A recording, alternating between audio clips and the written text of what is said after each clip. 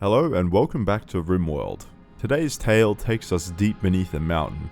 This is the story of the stone-born dwarves and their struggle to survive in eternal darkness. We'll be playing this run on Cassandra Classic with the Blood and Dust difficulty setting. Using the Map Designer mod from the Steam Workshop, I cranked up the mountain density to its maximum, carving out an environment where the outside world barely exists. That's where our dwarves begin their story. Meet our four dwarves: Hilda the planter, Myra the researcher and doctor, Boren the miner and constructor, and finally Khan the crafter. They also have a unique xenotype derived from the Stoneborn mod. Their ideology is fluid, beginning with the tunneler meme, but destined to evolve into something uniquely dwarven as their culture takes shape. They start with nothing but 60 packaged survival meals. It sounds plenty, but dwarves eat heartily. Survival begins not with walls or weapons, but with the sowing of crops. To begin with, food was the highest priority. Crops had to be sown immediately. The first step was dismantling the crumbled ruins scattered across the cavern floor, pulling apart ancient walls, prying up broken tiles, stripping the place down to bare stone. Beneath the rubble, a thin layer of stony soil was revealed, just enough for planting. Hilda took on the responsibility of sowing radishes to grow, ready in just a couple of days under normal soil. They wouldn't last forever, but they would give the dwarves their first fragile foothold against the hunger. Unlucky for the fennec fox that spawned here, it was beaten to death before it could eat any of the meals. Still, the radishes were no more than a bandage on a wound that would only deepen. True sustenance lay not in soil but in stone. So the miners began their work, boring tunnels and hollowing out great planting chambers where nutrifungus could grow. During this excavation, Boren's pick struck something vital: steel, the lifeblood of every colony. But steel alone is useless. Without components, it cannot breathe. One is form, the other is function. One is strength, the other is soul. Together, they are as inseparable as yin and yang, an eternal partnership.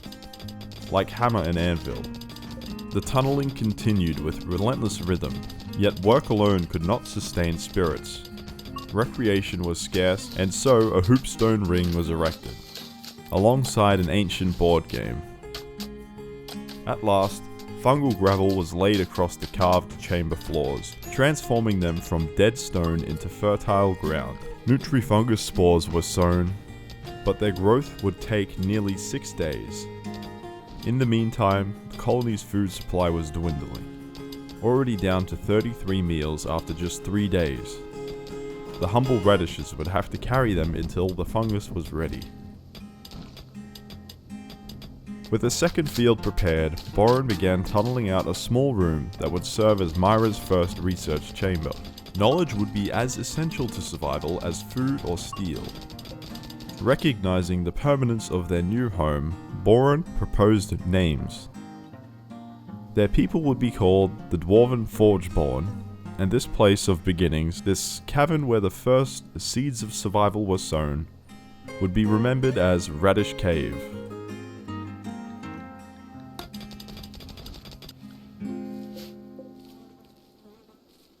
A stone cutting bench was quickly constructed, followed by a simple research bench.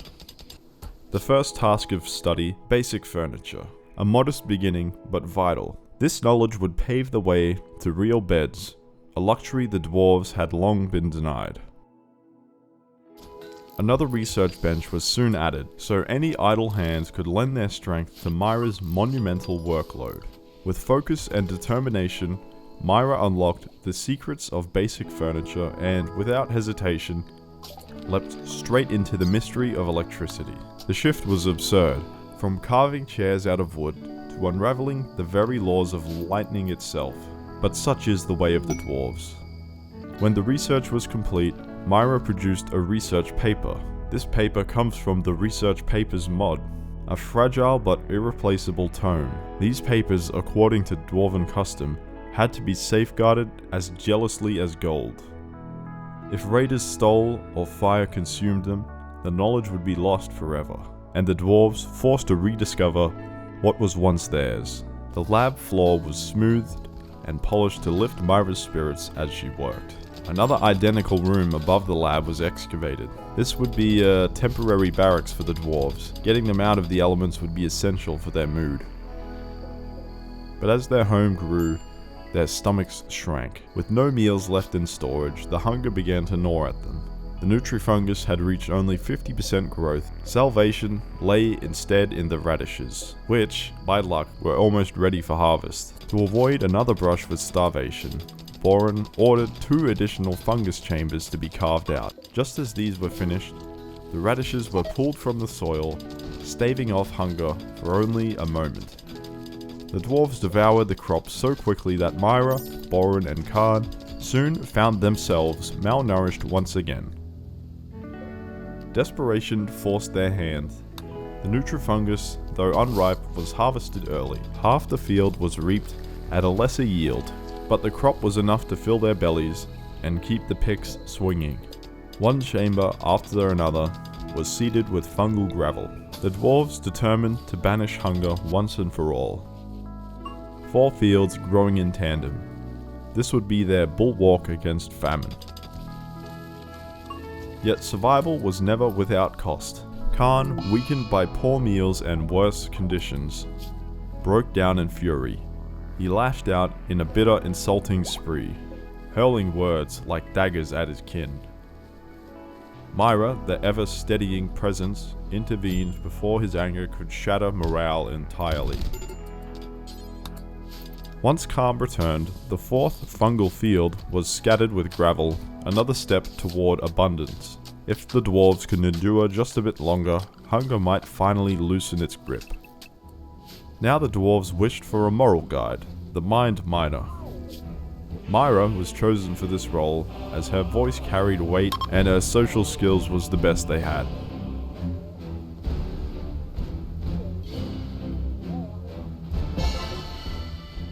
The last patches of fungal gravel were spread across the stone floor of the 4th chamber, and more nutrifungus spores were planted inside. Myra set aside her studies of electricity for a time, focusing instead on complex furniture. Soon the barracks would have real beds and sturdy dwarven furnishings. Cargo pods crashed through the skylight, scattering 2 weapons, a Vaxstone tribal axe and a hand cannon. Boren, the best shot, claimed the gun. Hilda, tough and unyielding, heftied the axe with pride. At that same moment, a child named Davidson cried for sanctuary. She was being chased down by 2 man-hunting birds. The quest was accepted. She arrived trapped inside the rock, but close enough to reach. The dwarves tunneled desperately, breaking through the stone and pulling her into the torchlight of Radish Cave. She was welcomed as one of their own.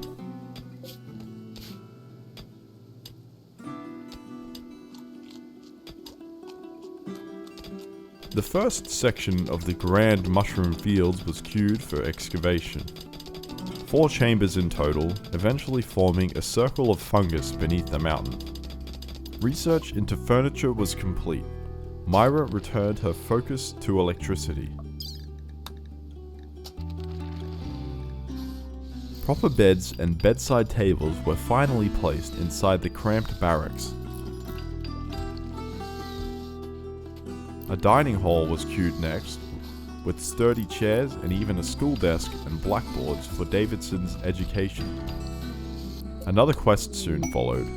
The Empire of Perfection wished to test their weather control systems for 7 days, forcing local skies to remain foggy. The Dwarvens accepted, in exchange for Glitterworld medicine and 19 gold.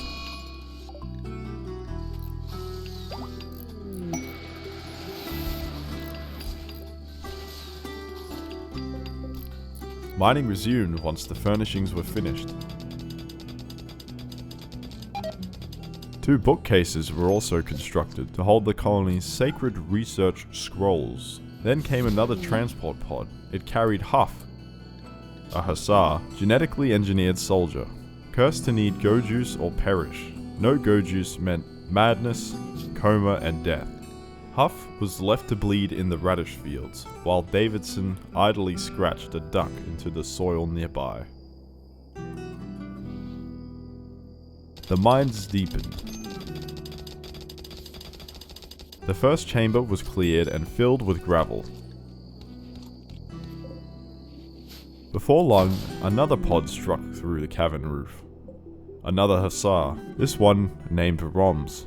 Paralyzed and helpless, he was doomed to starve, a far crueler fate than Huff. Cassandra had played her hand again, sending yet another unrecruitable pawn to the Radish Cave. Roms wasted away, but then Davidson felt a sudden melee inspiration. She wanted to prove herself in battle, and what was Roms if not the perfect victim? She dashed to him and began to pummel his weakened body. Roms was from the Merchant Syndicate, the very faction that supplied orbital trade. One more blow could have soured relations forever, cutting the dwarves off from trade among the stars. So Roms was left to his fate. Malnutrition did its work. The mines echoed once more with the sound of pickaxes. The second great chamber of fungus was marked into the stone. The first part of the main fields was resown with timber-cap mushrooms. These fungi provide a wood-like material when harvested. Hilda worked steadily, sowing the crop, while Myra finally uncovered the mystery of electricity. This great leap forward unlocked many of the technologies required for the advancement of the dwarven way of life. Yet one problem remained: components. They are the great bottleneck of most colonies, let alone one starting with nothing. With mining on the mind, the second section of the main fungus fields was designated for excavation. But before it could be completed, the miners stumbled upon something dreadful. An ancient danger buried close to the worksite. Not long after, another transport pod tore through the cavern roof. Inside was a woman, Emily the baseliner. She was dragged to safety and nursed in the lab with the hope that once healed, she might pledge herself to the Radish Cave. While she recovered, Boren's curiosity outweighed caution. He struck open the corner of the sealed chamber. From the dark within came horrors beyond their comprehension. Twisted masses of flesh and sinew. Mutant beasts that writhed like nightmares made real. They were far too powerful to confront yet. More disturbing still, these tumorous fiends behaved like the Hydra of old tales. Slay one, and more claw their way out of its corpse. The dwarves withdrew, grimly aware that one day they would need a plan to purge these devil-born abominations from their cursed prison. To feel a bit safer, Hilda rebuilt the wall that Boren had torn down. This enraged the beasts within. Thankfully, their fury was short and blind. They smashed at only the section of wall that had been disturbed, and not the rest of their prison. For now, their eternal doom remained sealed. Work on the fields resumed. The sound of the beasts moving behind the wall was disturbing for most, making the work slow and tense. Emily, the crashed survivor, decided not to join the colony. Unlucky for her, there was no way off the map. She wandered through the dark mushroom fields, forced to choose, join or starve. While the ungrateful crash survivor hesitated, another mining project began, extending from the grow chamber, uncovering more steel. Eventually, she starved. Surrounded by the mushrooms she refused to eat. During the excavation of the large cavern, uranium was uncovered. Still no components were found. The room was finally completed and split into 2 sections. One left empty, the other converted into a larger barracks, lined with fine flooring and sturdy walls. A thunderstorm rolled over the mountain, with only one spot for lightning to strike the mountain. The radish fields were repeatedly hit, destroying much of the crop. Luckily, the large mushroom harvests provided enough food to survive the assault.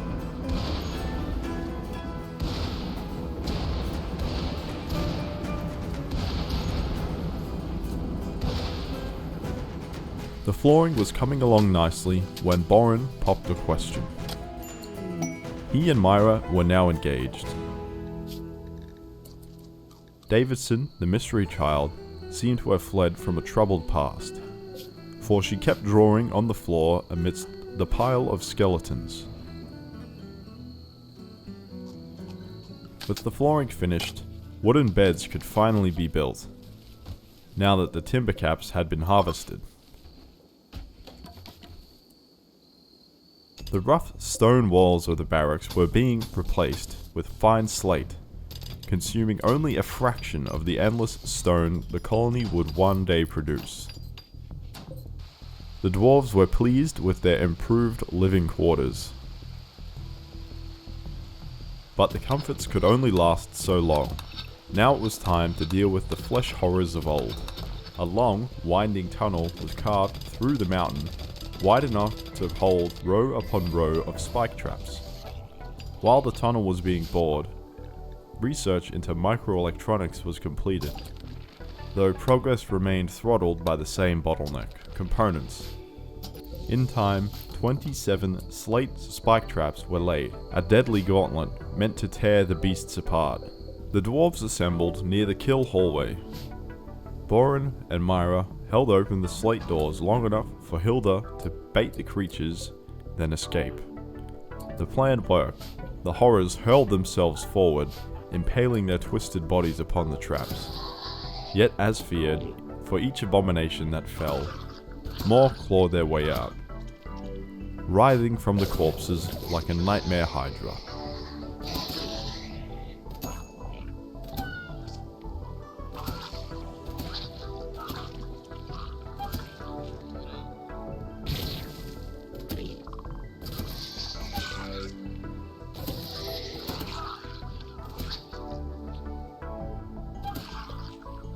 All 27 spike traps were triggered.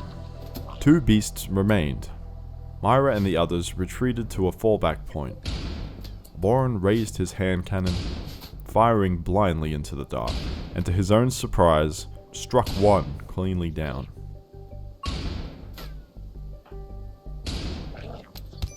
The last enemy rushed forward only to be beaten into the stone floor by Hilda and Myra's salvaged weapons. Boren was the only one wounded, his injuries swiftly tended to.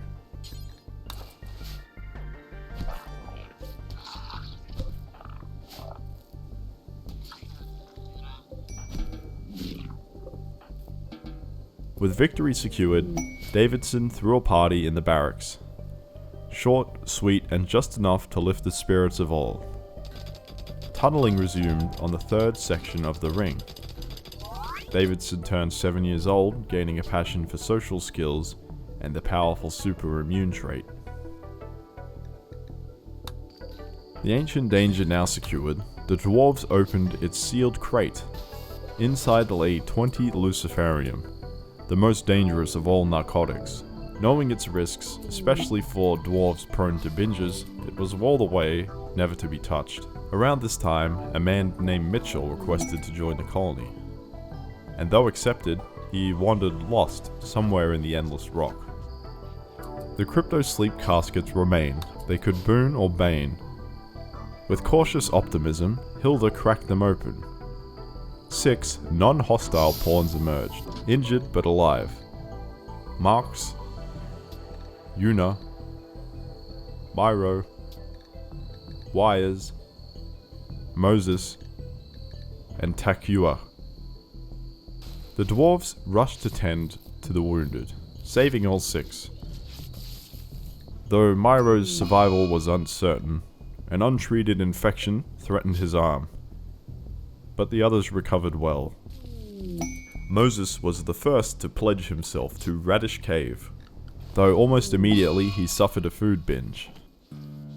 Una, upon healing, chose instead to leave. She was promptly arrested and confined in a small, newly built prison.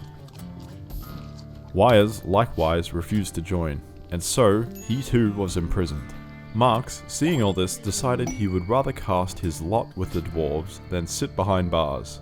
He was welcomed into Radish Cave. Now came a true test, a raid from above. 9 drop pods tore through the sky, landing in the exposed courtyard. All were poorly armed with little more than blades. Their first move was toward the sacred research archive, the heart of Radish Cave. But because they lingered in preparation, they split. One group funneled into the old trap hall, the other straight into the mushroom fields.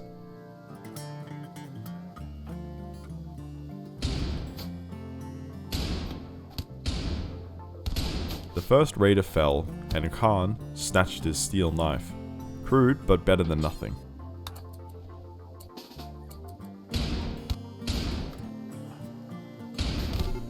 The second went down, and in desperation, the rest set fire to the fields before fleeing. One danger had ended, but the fire was just beginning.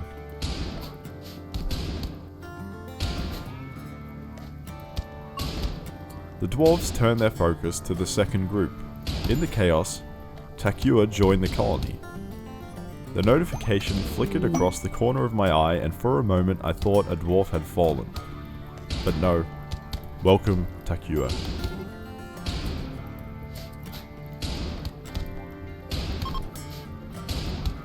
The raiders were crushed, but the fire they left behind grew monstrous. The flames fed on dry mushroom stalks, and the heat built in the cavern. The central chimney was no match. Heat stroke gripped the colonists one by one. They abandoned the fight and sealed themselves in a safe chamber, retreating behind stone doors while the inferno raged. At last, the fire choked itself out, and the mountain began to cool. Learning from disaster, slate doors were installed at every field entrance, a safeguard against fire and worse. Then came a moment of joy. Boren and Myra's wedding was held inside the barracks, a rare celebration beneath the mountain.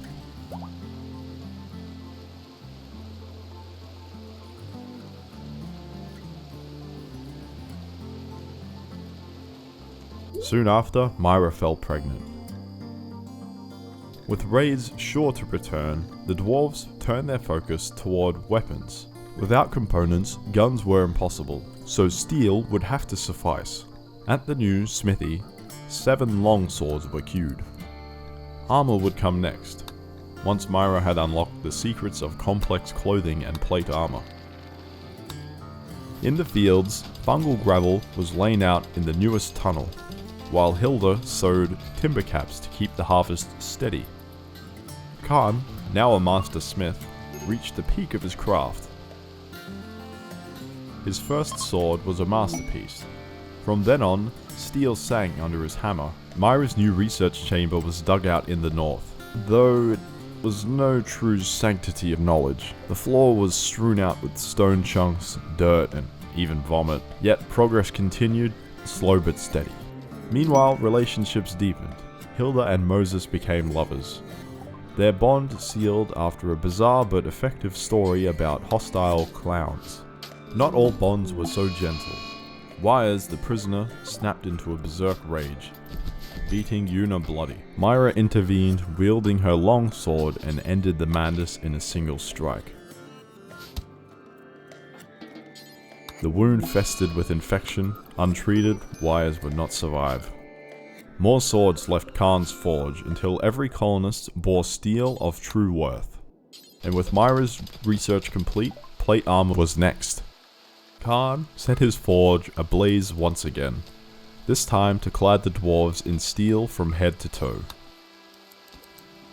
Despite the vast mining works carved into the Radish Cave, no compacted machinery revealed itself. For all the stone moved, the dwarves remained without a single precious component.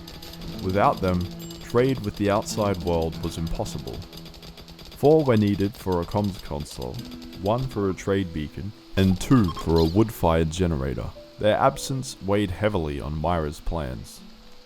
While Wires lay in bed fighting a doomed infection, a happier note sounded. Moses and Hilda announced their engagement, yet joy and death walked hand in hand. Shortly after, wires perished.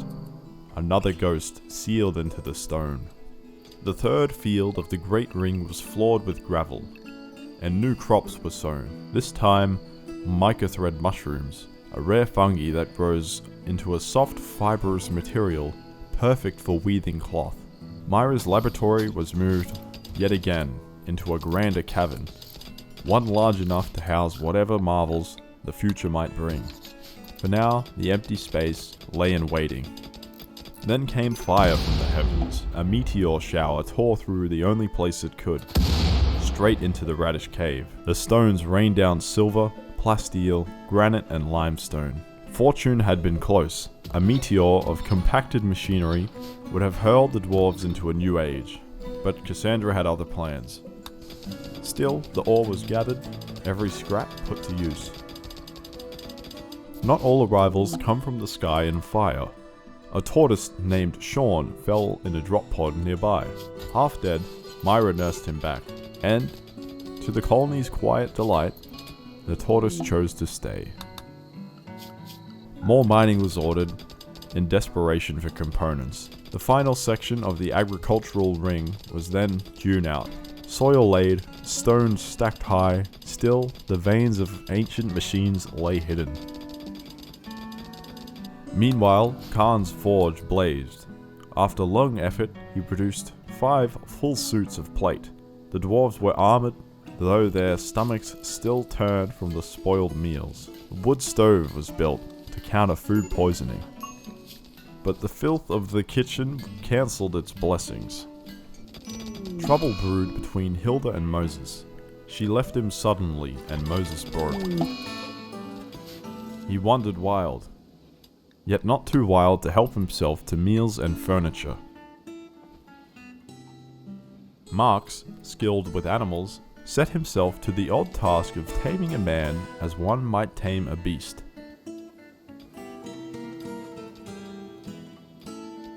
In time, it worked. Moses was finally tamed, and Khan finished his work, equipping each dwarf with a simple steel helmet. Myra then went into labor. Deep in Radish Cave, she gave birth to a healthy boy. Lev Stone, the colony's first child of the new age. Still buried in slate, over 5,000 blocks remained. First, the kitchen walls were rebuilt with fine slate. Then, as Marx wooed Hilda by describing her as a fearful lover, and somehow won her heart, the dwarves began laying fine slate floors. At last, an infestation broke out in a storage cavern. But this time, it was no crisis. Small, weak, and contained.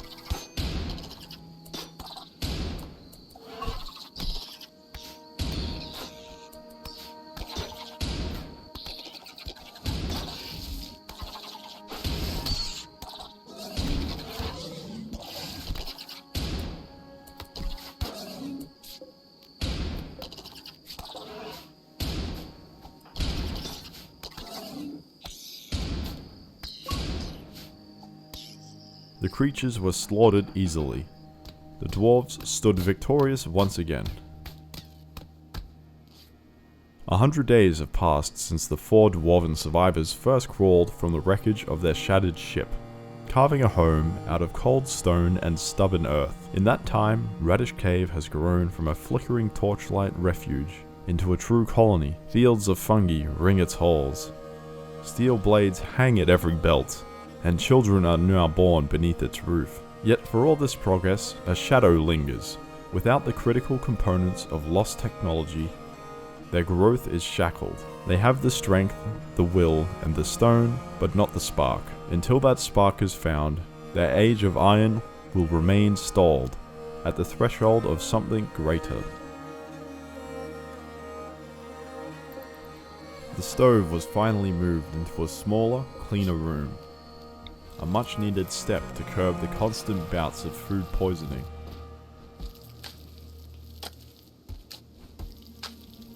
With their hulls expanded and their strength growing, the dwarves deemed it time to begin work on their sacred sculpture, the Shape of Depth. Myra fell pregnant once more. A quest was offered, one that would stir 3 hives of insects from the earth. The last infestation had been dealt with easily, so the challenge was accepted. In exchange, 2 advanced components and 138 uranium. The hives surfaced within the empty chamber of the research wing.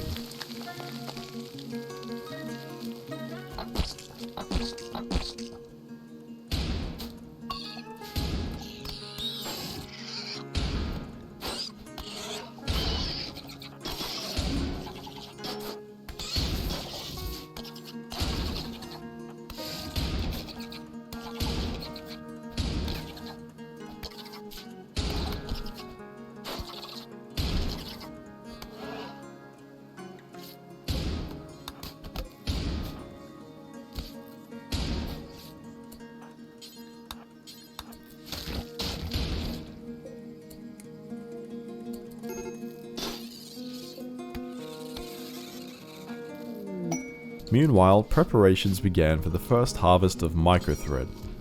A tailor's bench was laid out in blueprint, and Khan, hammer in hand, began chiseling the colony's sacred sculpture into life. The bench was soon complete, and work began on backpacks, shirts, and pants to clothe the growing clan. On the very day of the first microthread harvest, young Davidson came of age. 10 years old, she discovered a budding passion for both medicine and the blade, and, like any true dwarf, gained the gift of an iron stomach.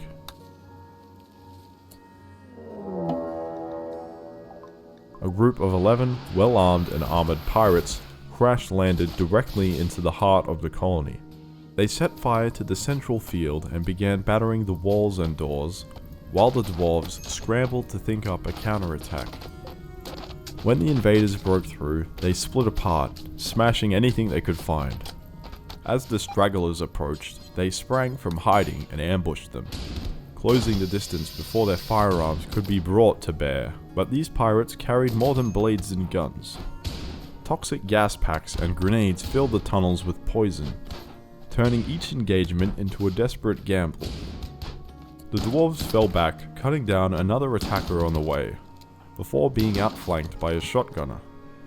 She landed brutal hits on Hilda before being dragged into melee. More pirates rushed to reinforce, and the dwarves were forced to retreat deeper into the mushroom fields. It was there that disaster struck. Moses was caught in a cloud of toxic gas and collapsed. Worse still, one of the field doors had been wedged open by a bundle of harvested mushrooms.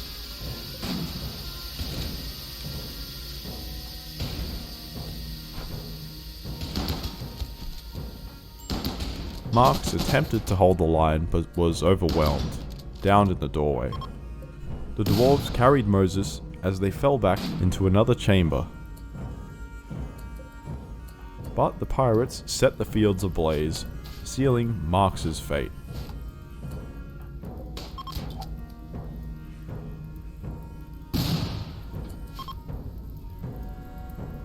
Then, in an act of pure courage, Davidson, still a child, rushed forward in a desperate rescue attempt. But the flames claimed him before she could reach Marks. When the raiders finally decided to flee, Radish Cave stood, but at a terrible cost.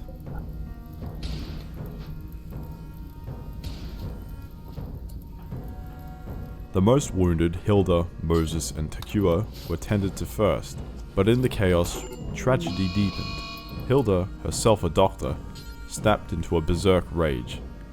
Wielding a masterwork longsword, she struck down Myra, the other doctor, and Moses. Khan and Boren had no choice but to fire on Myra with their reclaimed weapons from the pirates to stop her rampage, bringing her down. But now both healers were incapacitated. Moses and Hilda lay bleeding, moments from death. Takua was tasked with stabilizing Moses, but for unknown reasons, she abandoned her work. Moses bled out where he lay. A period of mourning followed. The colony had lost Marx and Moses, the best of the crypto-sleep survivors. Boren constructed slate sarcophagi, placing them with reverence in the stone halls. Here lies Arthur Moses, the planter and steadfast companion. Here lies K. Marx, the cook, handler, and husband of Hilda Forge Hand. They were both honorary dwarves of Radish Cave for only 46 days, yet their loss weighs heavier than centuries. Una, after hearing the commotion outside, went berserk once more. She wailed on the walls of her cell until Hilda arrived. With only a few swift stabs, Una was silenced, left to bleed out inside her cell. After, Hilda visited her future husband's sarcophagus. She lingered there, perhaps seeking peace with what had happened, and with what she herself had done. Then Tekua snapped. She flew into a murderous rage, charging at Boren with lethal intent. Thankfully, she was stopped before tragedy could strike again. Worst of all, even Sean the tortoise succumbed to madness. In the chaos of his rampage, he was killed. Yet through the darkness, progress did not halt. The temple's flooring was finished, its sacred sculpture now complete, a solemn beauty in the heart of grief. The extra micro-thread was used to craft armchairs both of masterful quality, giving the dwarves some small comfort amidst loss. An external hallway was then hollowed out around the barracks and the temple. In the ongoing search for components, none were found, so mining continued, extending into what now resembled the third wing of a vast stone shuriken. Ever the optimist, Davidson threw another party. A celebration of good times she insisted were still to come. Perhaps she was right. More steel was uncovered during excavation.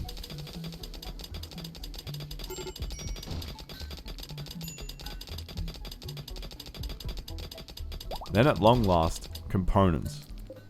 The colony's greatest bottleneck had finally been broken.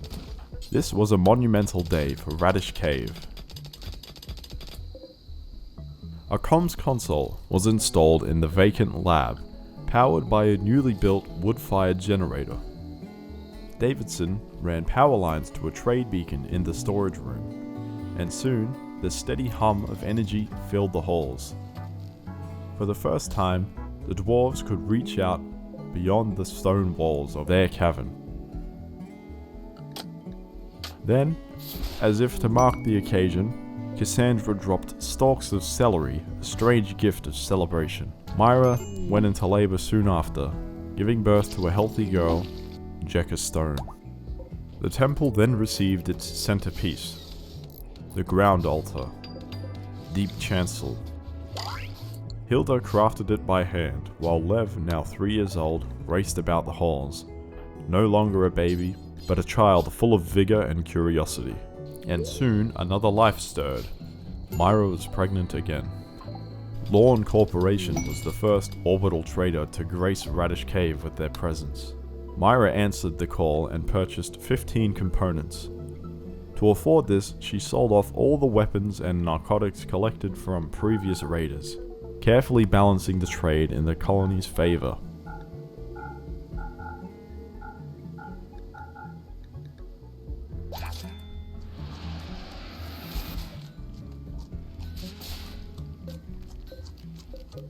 The first piece of technology to be constructed was a high-tech research bench, allowing Myra to delve even deeper into the rabbit hole of innovation. Mass smoothing was planned for in a section of the shuriken. The task promised to take an age to complete, but would elevate the colony's infrastructure to new heights. Heelshrooms sown in earlier days were finally ready for harvest.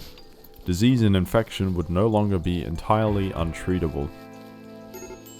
Myra's first project on the complex bench was the multi-analyzer, a key tool for future technological leaps. Tekua, in a fit of rage, went on an insulting spree. She was subdued and rescued before further harm could be done.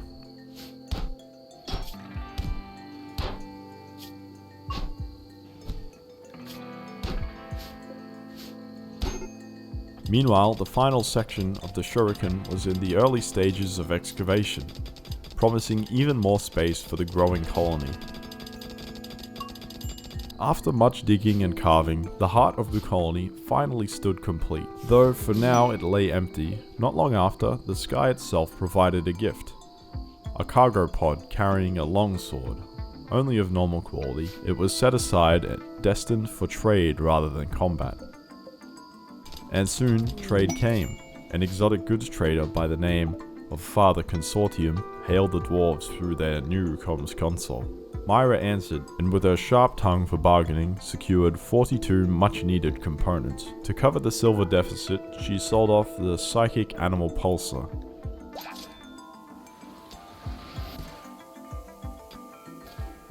Then, the next threat came screaming down from the heavens. Drop pods tore into the soil as 9 raiders from the Black Delta settlement spilled forth. Armed with crude frontier weapons, they wasted no time, setting the heelroot fields ablaze and hammering at the stone walls of Radish Cave.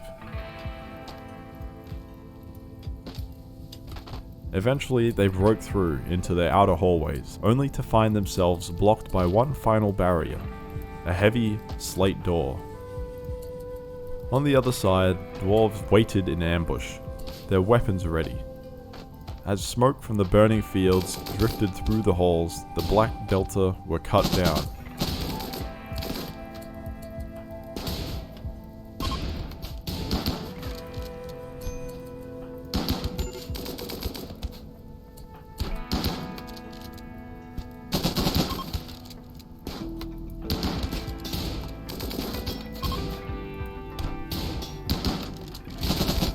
Those who tried to flee had nowhere to run but the dwarves' blades and bullets.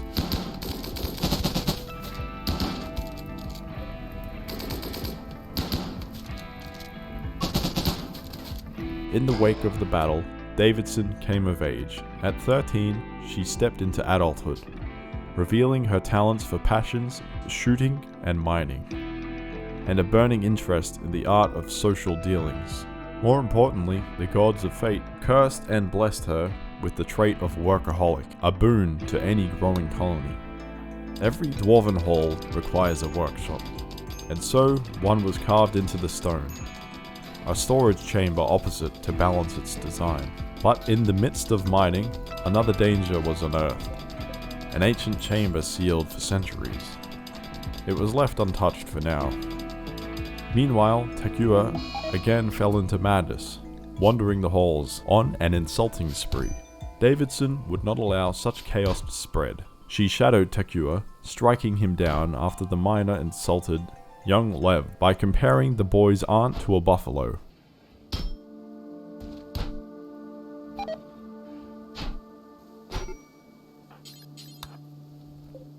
Progress could not be slowed by such tempers. Plans were drawn for machining tables inside the workshop, alongside new electric forges for smithing, tailoring, and stone cutting. The older workstations were upgraded immediately, and a new building was raised to produce fuel from the plentiful mushrooms that grew in the fields. Generators to power these devices were still a dream, but the dwarves knew well that progress came one step at a time. At last, Boren returned to the sealed chamber, prying it open to face the danger within. Only 3 twisted flesh beasts lurked in the darkness, alongside the caches of ancient research thought to be lost in the crash. Boren tore down the limestone wall and unleashed the abominations.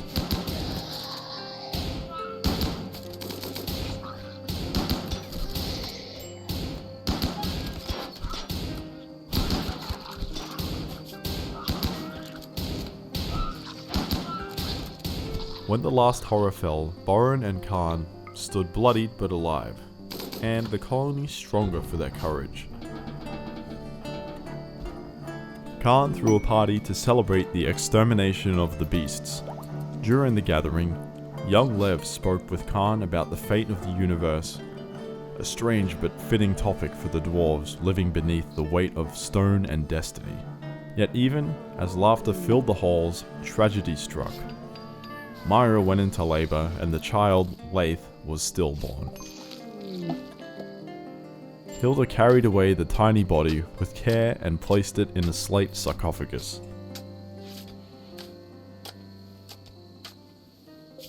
The funeral was held once Myra was strong enough to walk. Leith never drew a breath. Born into a world of hardship, his fate was sealed before his story could even begin. Yet, even so, his passing will not be forgotten. The Deepborn know that every life, no matter how brief, carves its mark into the stone of memory.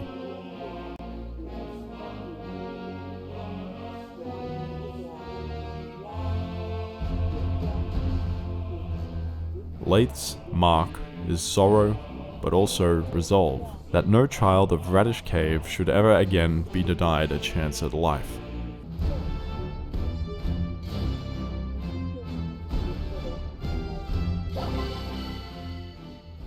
The funeral was concluded at a heartwarming quality, giving the colony a 6-day mood boost and, more importantly, further shaping their faith. The ritual granted 2 points toward the restructuring of the Deepborn, binding the dwarves tighter to their growing ideology. Not long after, Takua once again fell into destructive behavior. Davidson did not let the insults pass unanswered, and soon Takua himself escalated the quarrel into blows. In the midst of this unrest, fortune arrived in the form of a bulk goods trader, known as Ghost-Faced Lubricants. Myra opened negotiations and sold off all the old tattered clothing, securing 20 more precious components for the colony.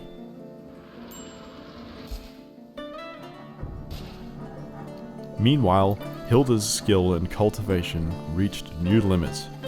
She had become a master planter, able to sow entire fields of mushrooms in record time, ensuring the dwarves would never lack food or raw material. Attention then turned to the vacant ancient danger. The crypto sleep caskets within were opened, and to the dwarves' surprise, 5 survivors emerged, somehow not hostile. Lumi, who proved rather unimpressive, Tony, a strong melee fighter, crafter and doctor, Squirt, blessed with passions and key skills vital to the colony's growth, Bongo, another meleeist and crafter, and Fam, a gifted planter whose skills, even weighed down by conflicting critical passions, began at an impressive 11. All 5 were swiftly arrested and tended to, their fates yet to be decided. Takua has finally been converted to the ways of the Deepborn, and, with luck, his days of insulting sprees are behind him. Young Jekka has grown into a child and now roams freely through the carved stone halls. Precautions were taken in the prison, stripping advanced armor from the captives in case of escape. Walborn and Takua pushed deeper into the mountain, carving out a cavern for chem fuel generators. The halls of the Shuriken were at last complete. A combat supplier made contact, and Myra handled the negotiations, trading away broken raider weapons for a modest sum of silver.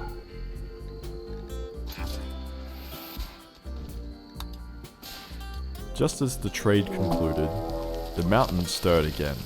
The insects returned, clawing their way into an abandoned storage chamber. A wall of gunfire met them. Yet the creatures turned their fury upon the colony's idle, powerless production structures instead of its own people.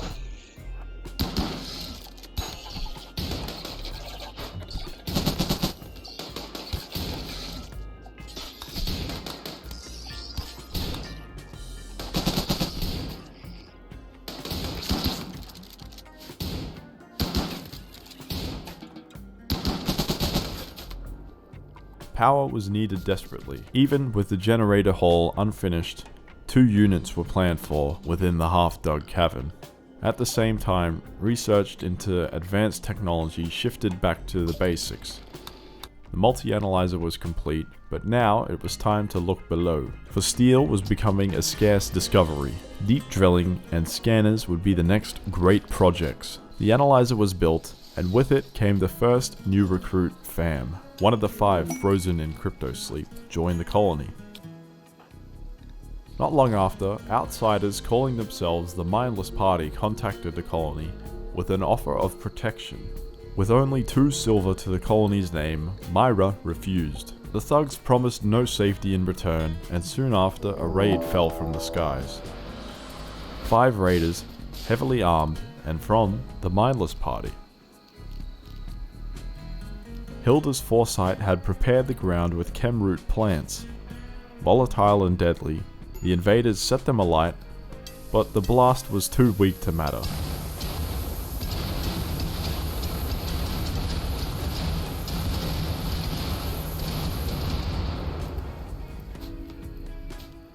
The dwarves lured the enemy inside and met them with 6 leveled guns.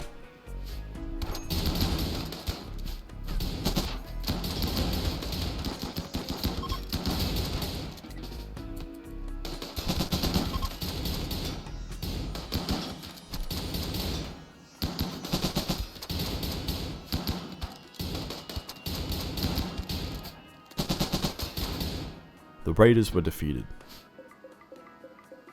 Finally, the first chem fuel generators whirred to life, and power flowed through the conduits toward the workshop. A drop pod crash interrupted the busying colonists. From the wreckage emerged an unlikely survivor, a peafowl named Confucius.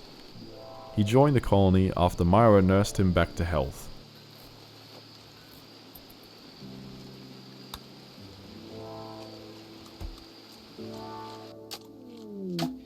A Deepborn celebration was held following the peafowl joining the colony, bringing cheer and granting another point of devotion toward reforming their faith.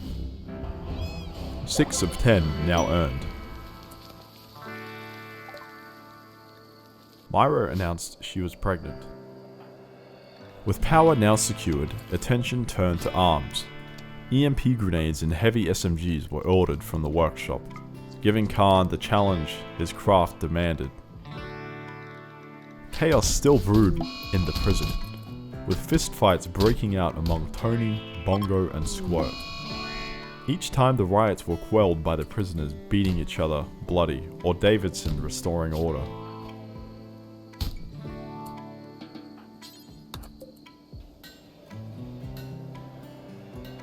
Through storm and thunder, Khan completed his first masterpiece, a heavy SMG of excellent quality engraved with the scenes of Takua and Davidson locked in battle. Boren took the weapon as his own, the first of many to arm the Deepborn. Bongo is a foreigner to these halls, baseliner whose body cannot be reshaped by dwarven hands, yet the spirit is malleable in ways flesh cannot be. Here at the Ideogram, she is offered more than a ceremony. She is offered a transformation of the mind. Without gene editing or mechanical alteration, without the tools of a far future age, she can learn the ways of the Deepborn, adopt their values, and bind herself to their community.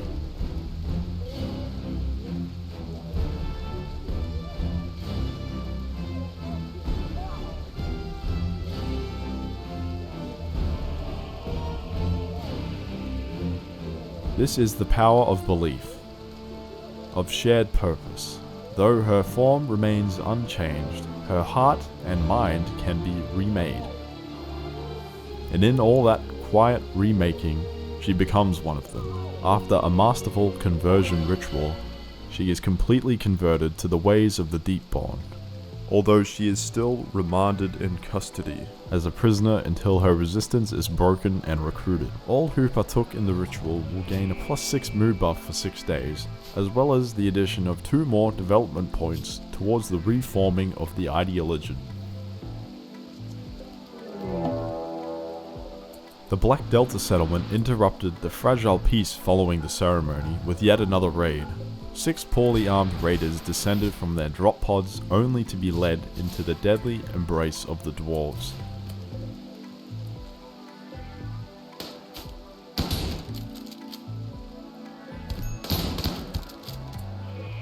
But instead of charging the defenders, they made a beeline for the colony's generator room.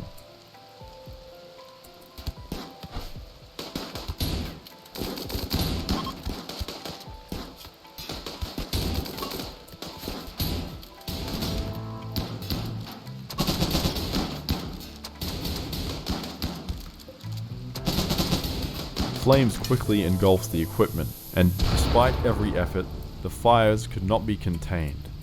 The generators were lost to the blaze.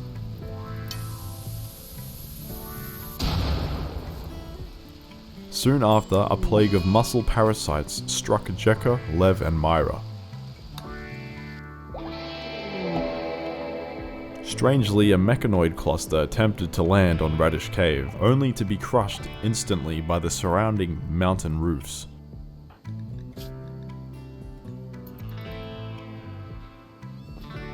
Finally, Bongo was recruited from prison. She was fully welcomed into Radish Cave, with skills in melee combat and crafting. Lev has turned 7, becoming a fast learner and gaining passions in constructing and shooting. Confucius the peafowl was starving. Confucius say, "Hunger is not enlightenment. You must feed me or my wisdom fades." His pen was moved into the mushroom storage where he eagerly pecked at the fungi. The next prisoner recruited was Tony. Welcome, Tony. Khan then created a masterwork heavy SMG, engraved with a bizarre scene. A dancer wearing a shoe, riding a shrew in a toque, while a cannon-wielding chicken smiles to the right. This artwork is intended to illustrate contrasts between terror and death, though somehow neither seems to be present in the final engraving. Lev the child tries his best to smooth walls. His ambition was large, but his stomach is small. He became malnourished before he could finish a section. Another Deepborn celebration was held, concluding at fun quality.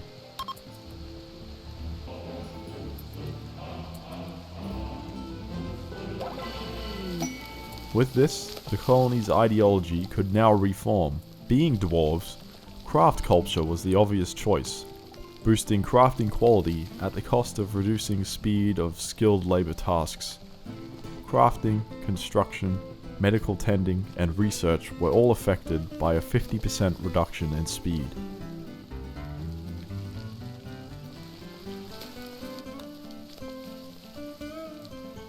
Khan, the best crafter, was automatically appointed leader.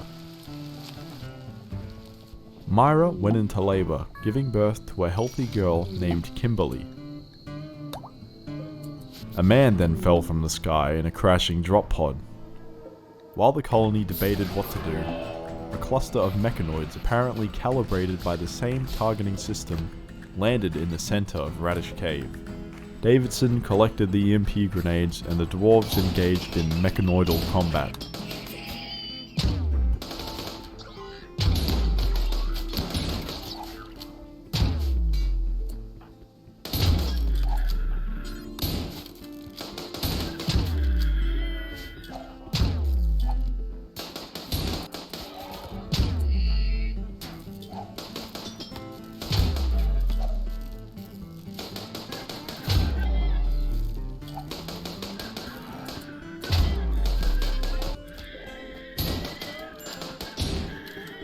The machines were destroyed, and for now, the cluster of turrets were left undisturbed. Sadly for the drop pod survivor, this sealed his fate. Left under the watch of hostile robot turrets, he slowly starved to death. The surrounding hallways were smoothed out to improve walking speed. The floors were painted a bright yellow, resembling gold, the treasure most prized by dwarves. Squirt was the next prisoner recruited, with a burning passion of intellectual pursuits. He would become an invaluable researcher or mineral scanner. Light Mass Transit Company, a combat supplier, contacted the colony. Once again, Myra sold off old raider weaponry, gathering around 500 silver.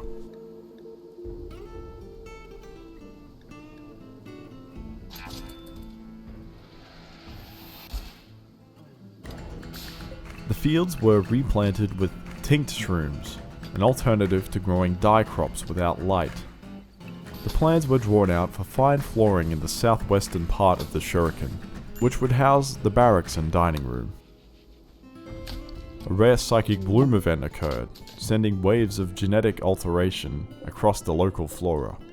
Crops transformed into various types of flowers, and the skies above shimmered with endless auroras. Though sadly the dwarves could not see them, for obvious reasons, the colony quickly harvested all usable crops before they were altered beyond use. The mech cluster then began firing its mortar. Though it never would have hit anything, Hilda served as a distraction, while the others flanked the invaders through a rear door.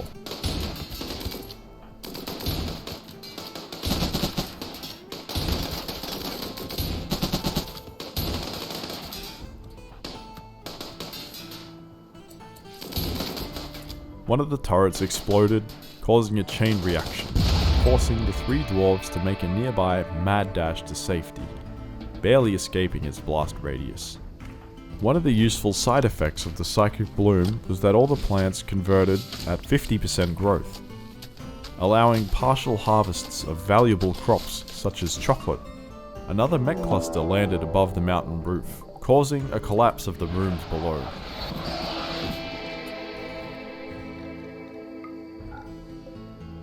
The debris was cleared through mining, leaving the colony to rebuild. The bugs returned after a long hiatus. 5 hives erupted from the earth. But the dwarves were ready. Drawn into a narrow doorway, the insects were slaughtered with ease.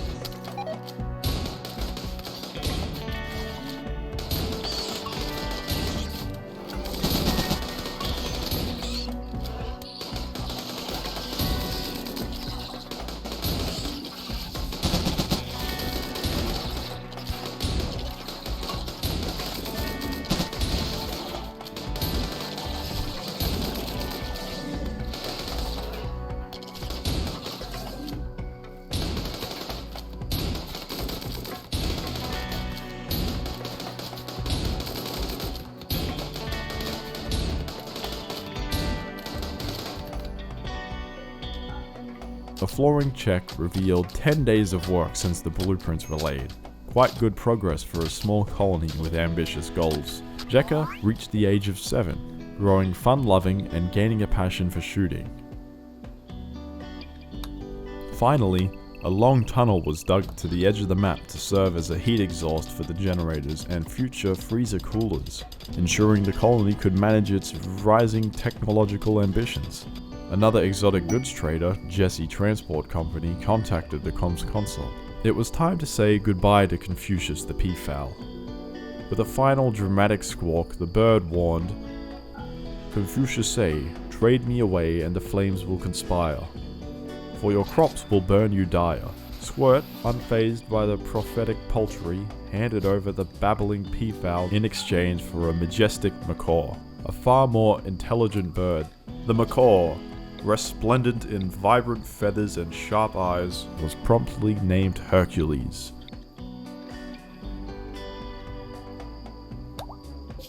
Another transport pod crashed during the ventilation shaft mining. A miner named Nictus. Only time would tell if he would embrace the life among the dwarves. Meanwhile, Lev celebrated his 10th birthday, gaining a passion for mining and the trait of tycoon, showing early signs of ambition. Myra became pregnant once more, adding to the growing family of Radish Cave. At last, the exhaust shaft was completed. One might worry that raids could emerge from this new passage, but the thick mountain roof above made that impossible. But still, danger found a way. Another mechanoid cluster attempted to land, almost in the heart of the colony. But by sheer luck, only the EMI dynamo and 2 turrets survived the impact. The cluster was combated and it detonated in a spectacular chain reaction.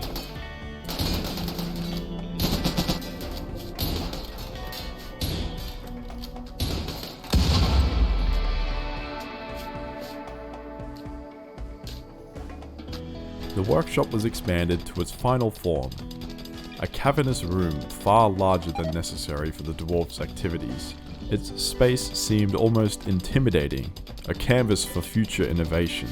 Meanwhile, Squirt and Davidson became lovers. Squirt had won Davidson over by calling her a savage moon, a metaphor that apparently struck the right chord, solidifying their bond. Almost hidden from view, Khan set to work constructing the colony's most critical building yet, the fabrication bench. Once a reliable steel supply was established, this bench would provide a renewable source of components, the lifeblood of Radish Cave's technological growth. The barracks' fine flooring neared completion after months of laborious effort. Furniture was moved into place, power cables ran for lighting, and Boren, the master builder of the colony, created numerous masterwork pieces that would elevate the living quarters to a standard worthy of dwarven pride. Disaster struck in the new food storage area in the form of an infestation. Fam, sensing the chaos as an opportunity for Tantrum, unleashed her fury, targeting one of the colony's generators. 4 hives of insects emerged from below, attacking waiting dwarves. Amid the melee, Fam destroyed a generator and lost a few toes in the struggle.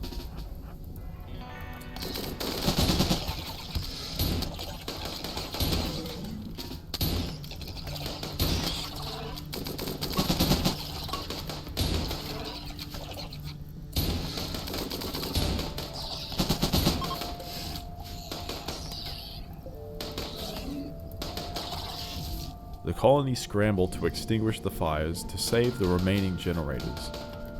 With only one component in storage, failure here could have triggered a death spiral.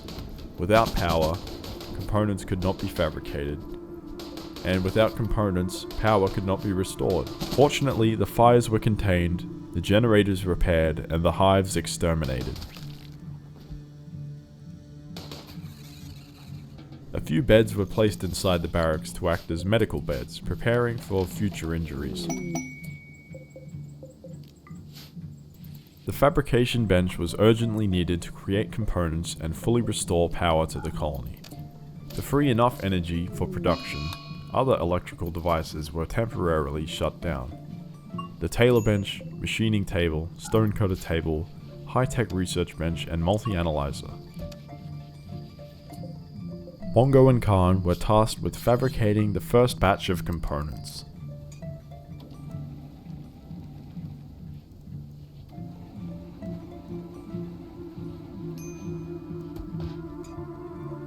Finally, a freezer was constructed to preserve the colony's food, securing supplies for months to come. The dwarves, valuing grand dining halls, constructed a long table and chairs inside the barracks.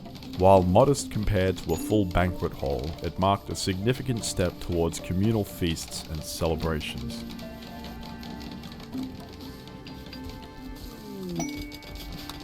The storage room was expanded to match the workshop in size, allowing the dwarves to manage their growing stockpiles efficiently.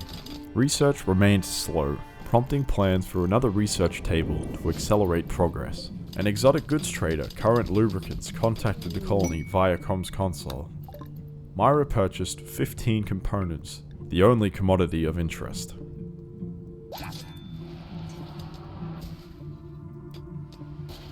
Kimberly had grown into a child, now free to explore the dark, expansive hallways of Radish Cave with unbridled curiosity. A strategic plan to combat future raids was set in motion. Raiders landing in the center of the colony would be funneled through a series of wall sections into a large kill chamber to the south. The floor was painted red to guide them directly into the trap, a clever and ruthless design befitting the dwarves of Radish Cave.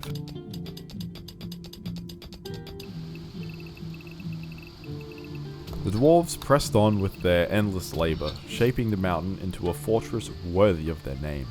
A ground-penetrating scanner was constructed in the only place where the mountain opened to the sky. It was a risky placement, exposed to raiders and mechanoids alike, but the dwarves accepted the danger as a running cost of progress. Not long after, Myra once again delivered a healthy girl, Svetlana.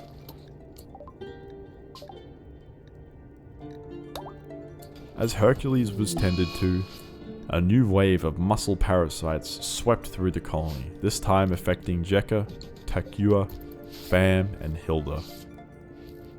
Amidst the hardship, joy blossomed. Squirt and Davidson became engaged, promising a marriage ceremony sometime in the coming quadrums. Excavation for the kill hall revealed more steel veins hidden in the earth. To further control raider movement, the tunnel was reinforced with alternating slate barricades, creating a jagged path that would force the enemies into a stuttering advance towards the kill chamber. Trade followed soon after. Red Grasshopper traders buzzed the comms console, and Myra struck a deal. 36 components secured in exchange for Glitterworld medicine and narcotics.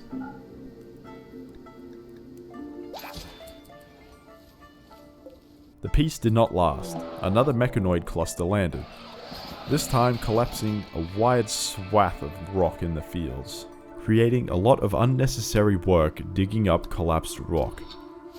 The scanner soon justified itself, revealing buried treasures.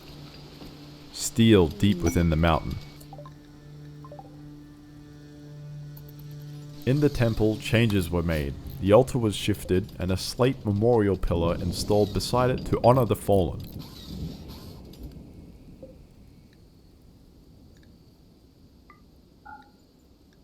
Once complete, the dwarves held a celebration that concluded with a fun quality, advancing the reformation of the Deepborn by 2 points.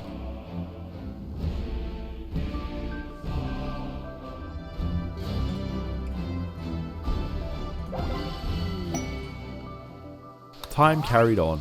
Jekka had reached the age of 10, gaining passions in shooting, construction, and social. She also became a quick sleeper, needing less rest to keep up with the colony's demands. But calamity struck again. An infestation erupted inside the research lab. Luckily, the lab itself had been sealed with slate doors, and the dwarves positioned themselves in a doorway to slaughter the 5 hives.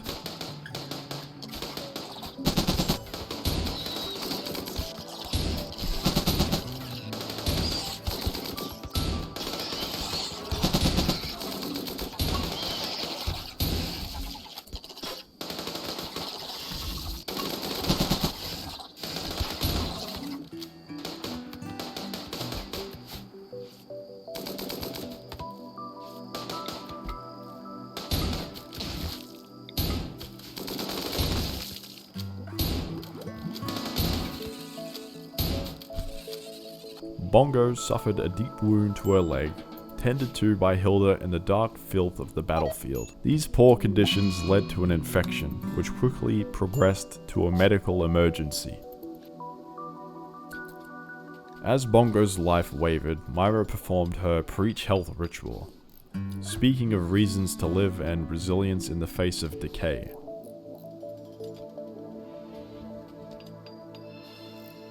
By some miracle, the boost in immunity overtook the infection. Bongo survived, gaining the iron stomach trait, a gift well suited to a colony that still subsisted on raw mushrooms. Construction pressed onward. The kill hall was reinforced with central stone pillars to prevent cave-ins. In recognition of her tireless efforts in the mines, Davidson was elevated to the role of mining specialist. Her new role increasing her mining speed by 70% at the cost of most tasks.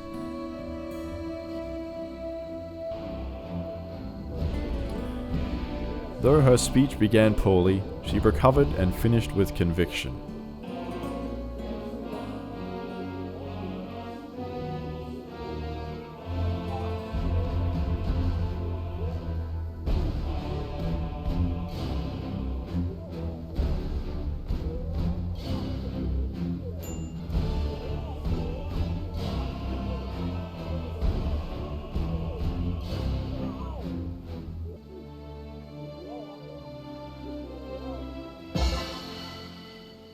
Time marched on and Lev finally came of age, becoming an adult with passions in social, shooting and medical, as well as inheriting the quick sleeper trait.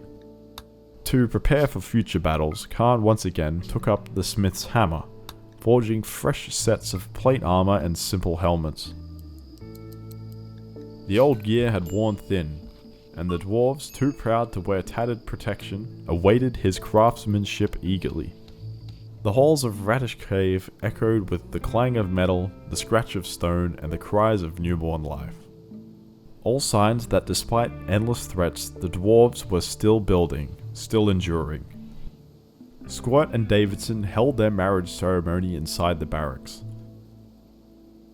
Aside from the baby crying disrupting the vows, the event lifted the mood of all who attended. One could say, another child in Radish Cave is not far away. But happiness was soon followed by hardship. Hilda, Kimberly, Bongo, Takua and Davidson all came down with the flu, testing the limits of the colony's meager medical ward. Yet despite sickness, life moved ever forward. Davidson was now pregnant. Khan gathered the dwarves and delivered a leader speech.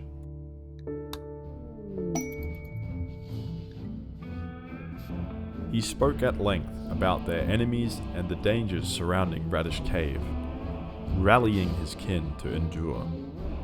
His words carried enough weight to conclude with an inspirational quality, granting Fam a spark of brilliance, although ironically in research, a field she cared little for.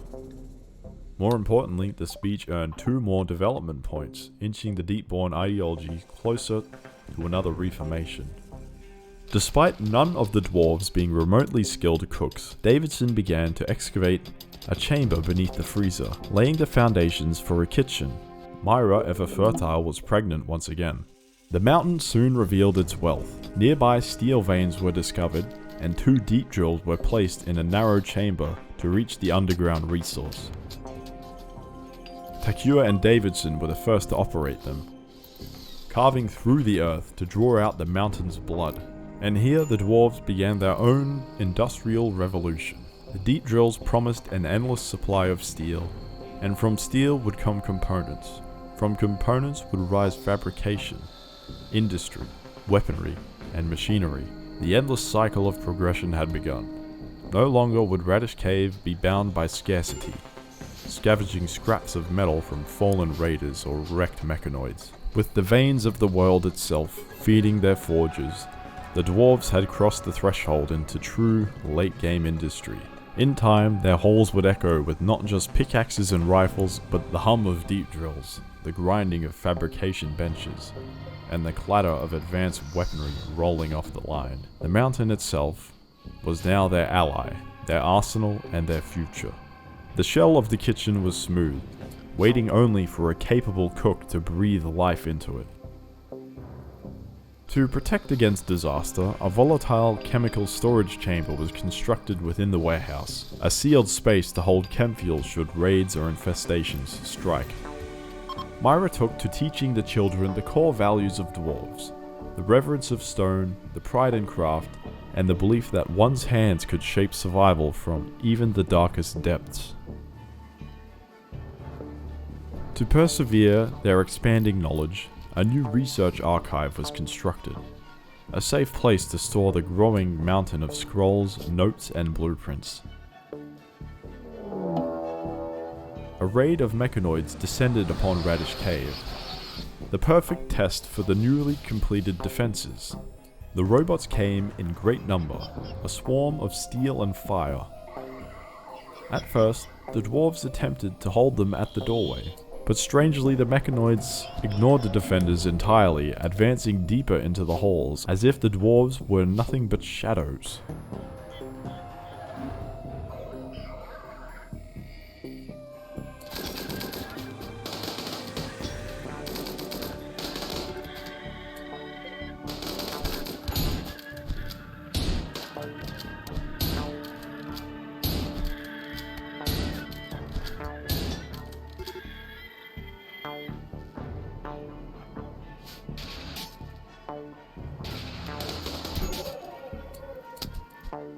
The battle spilled into the empty shell of the kitchen, where the dwarves braced for close quarters combat.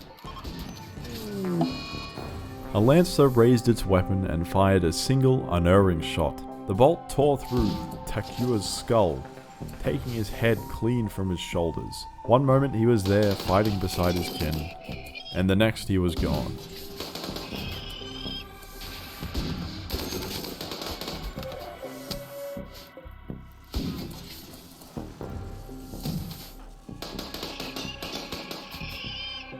Lev clutched the EMP grenades, racing into the tunnel to distract the advancing mechs, desperately trying to buy time so the kitchen defenders would not be overwhelmed. But even as he hurled blasts of electromagnetic fire, chaos spread.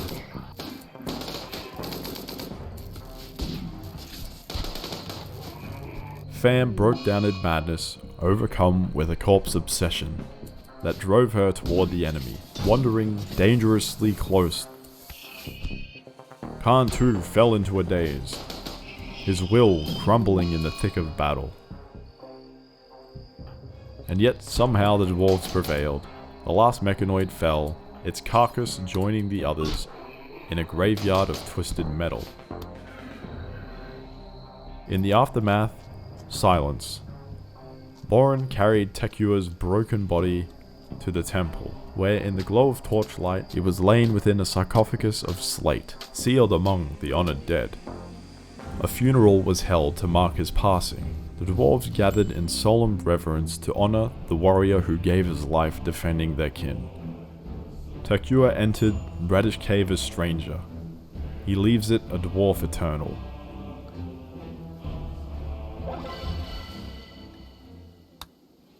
After the funeral, fate wasted no time in testing Radish Cave again. A transport pod crashed nearby, carrying with it a high mate, more importantly, a skilled cook. She was stricken with paralytic abasia, supposedly for 30 days, yet accepted into the mountain without hesitation.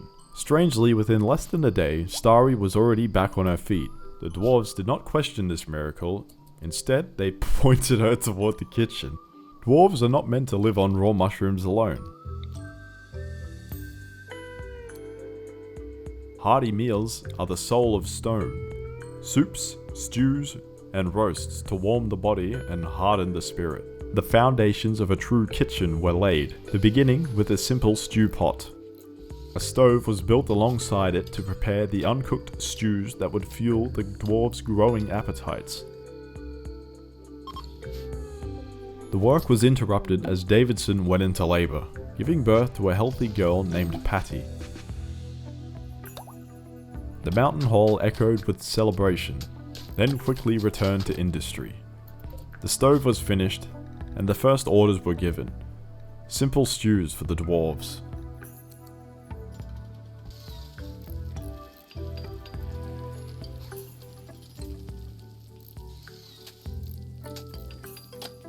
Not long after, danger returned. A raid from the mindless party struck without warning. Squirt was caught outside operating the mineral scanner, and could not make it back inside before being downed. Even injured, he crawled to the door, inadvertently allowing the raiders into the colony. Bongo was dispatched to stem the tide, while the rest of the defenders took their positions within the stone. Again, the raiders would not behave as they should. This bug drove them to march past the kill hole and straight into the heart of Radish Cave, scattering themselves throughout the colony, if anything only making them more dangerous.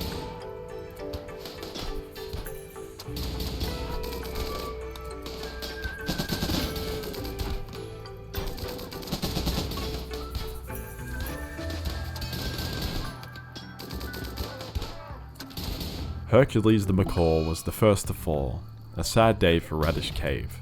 The fields and generators were set ablaze, and though the generators could be saved, the fields had to be abandoned to the flames. The fire raged, heating the surrounding halls like a great oven. While the medical triage was carried out in shadows, Fam, proving once again the most unstable of all, succumbed to another break, this time tormented by phantom visions.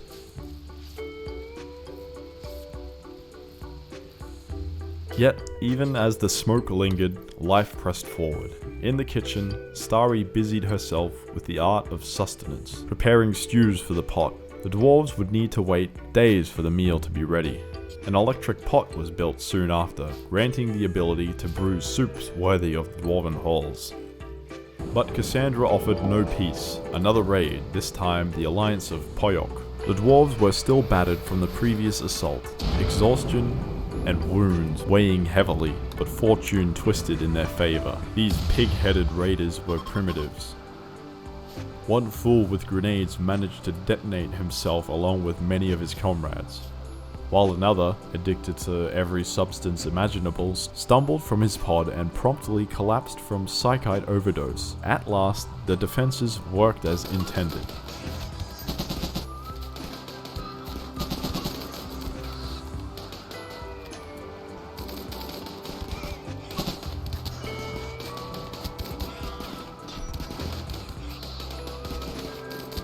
Their morale broke and they fled into the night, leaving only their dead behind.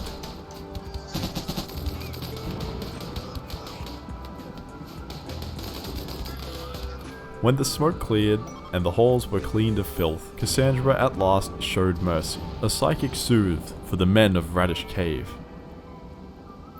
Fallen raiders' weapons were gathered up, reserved for future trade. Their steel would one day be turned into silver.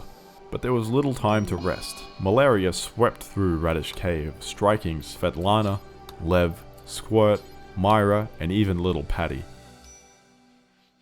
After days of treatment, the illness began to turn, though Myra's condition lagged behind the others, her immunity trailing dangerously close to the progression of the infection. Yet even in sickness, there was still good news. Starry carried the first finished stew from the pot.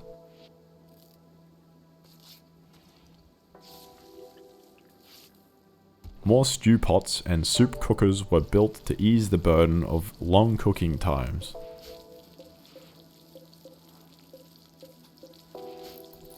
And 2 display cases were placed proudly in the dining room to hold the meals for the hungry dwarves. The pots needed constant wood, and so a new crop was planted. Timber shrooms, slower to grow than timber caps, but yielding far more wood. Their long cycles could also free the planters from endless replanting. Myra's condition worsened before it got better, her malaria advancing into a medical emergency, but just as the sickness threatened to claim her, her immunity finally surged ahead. At last, the dwarves looked upon their kitchen, now sporting a fine checkered floor. Another appliance was added to the kitchen, a grill for searing succulent cuts of meat to perfection. Unfortunately, Radish Cave had no edible animals on hand. Well, unless you count insect meat. But for now, the dwarves decided against trying to advertise char-grilled hive chunks as a delicacy. Alongside the grill came a deep fryer, a marvelous contraption that allowed meats and vegetables to be submerged in chem fuel and fried to a crisp until golden brown. Delicious, though not the most filling, nor the healthiest diet.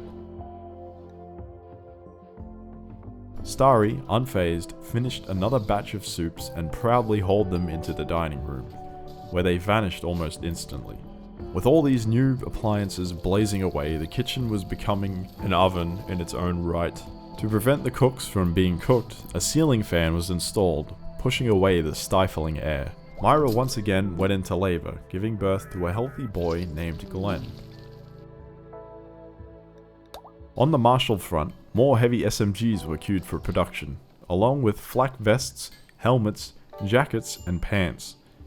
Progress on the armor was stalled, however, due to a lack of cloth. Khan, the ever-master craftsman, threw himself into the task of weaponsmithing and produced a legendary heavy SMG. The message claimed it was only a masterwork, but under the colony's new craft culture values, every crafted item gains 1 level of quality.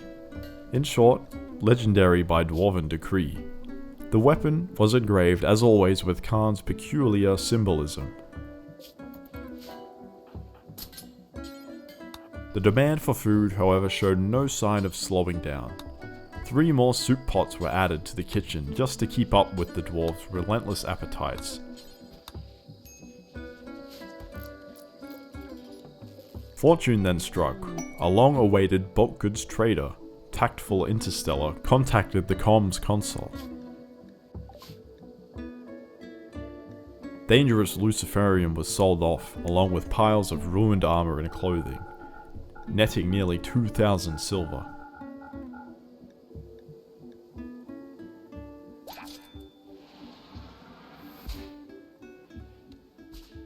The deal was interrupted by yet another infestation.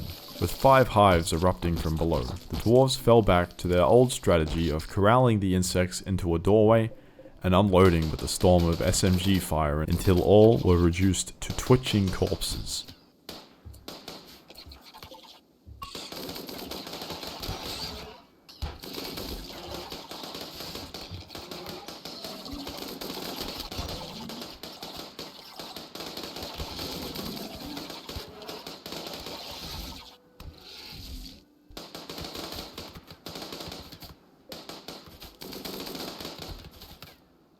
Amidst the chaos, Jekka finally came of age. Now an adult, she embraced passions for mining, medicine, and construction, with the optimist trait ensuring that she would carry the colony's morale in dark times. With raids, infestations, and funerals finally slowing, the dwarves enjoyed rare downtime, scrubbing blood and ichor from once gleaming stone halls.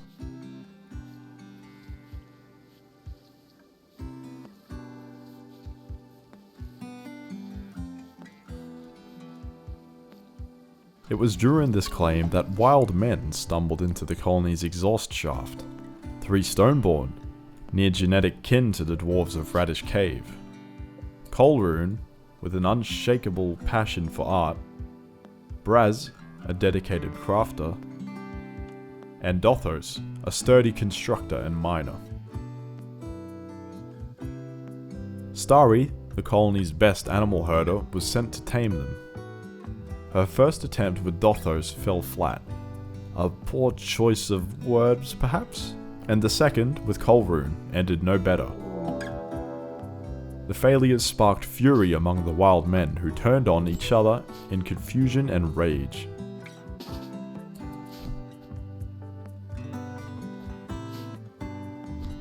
Hilda and Bongo were dispatched to restore order, and after a brief, brutal scuffle, all 3 were subdued and carried back to Radish Cave as rescues, to be shown the strange hospitality of dwarves.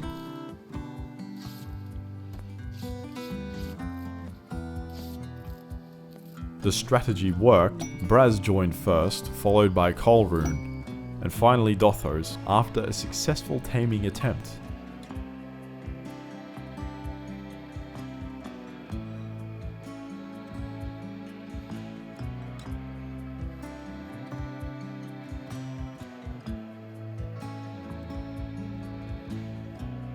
The newcomers quickly demanded their own leader, moral guide, and temple for their beliefs.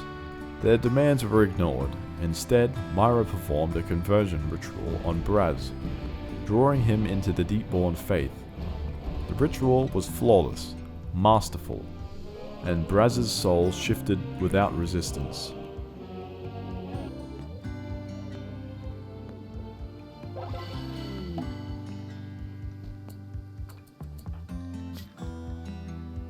Sadly, the consequences of cooking bulk soups became apparent when a solar flare hit the area. All power failed, disabling the electrical appliances. The entire batch of 60 soups, nearly complete at 99%, spoiled in an instant. A crushing loss for the kitchens of Radish Cave.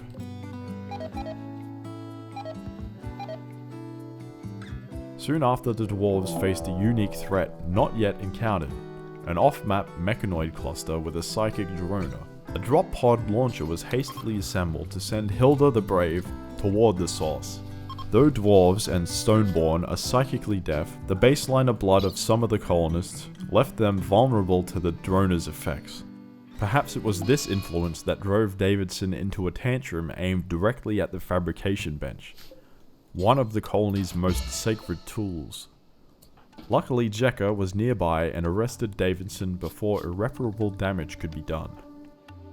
With order restored, Hilda climbed into the drop pod and launched herself toward the cluster. Back at Radish Cave, Braz and Starry's bond deepened. The High Mate linked herself to him psychically, despite his deafness, forging a union that brought joy but also a permanent risk. If one were to die, the other would be broken. Back at the cluster, Hilda found the mech turrets deployed poorly, with most entombed uselessly behind walls. She breached the perimeter, destroyed the psychic droner, and began her long trek home.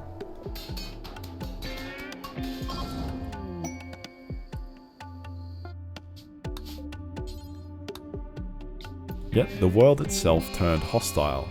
A distant chemical fire blanketed the land in toxic fallout. Safe within Radish Cave, the dwarves were shielded, but Hilda, marching across the wastes, would not be spared the exposure. Her return was cut short by a raid from the family of Kelry. 15 fur-clad raiders, led by a commander armed with a Hellcat rifle.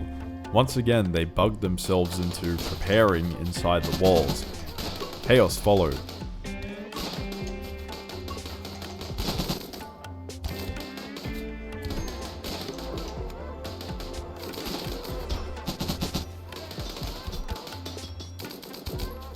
The defenders fought room by room until the invaders broke and fled. Just as Hilda stumbled back through the gates,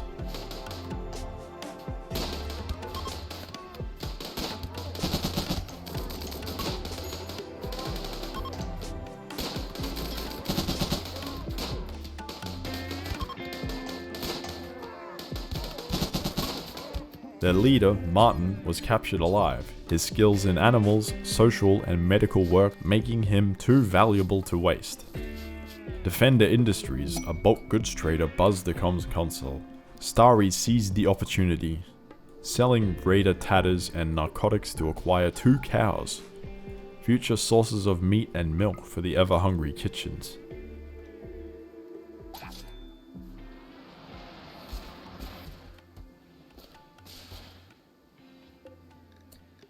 Time, however, could not be denied.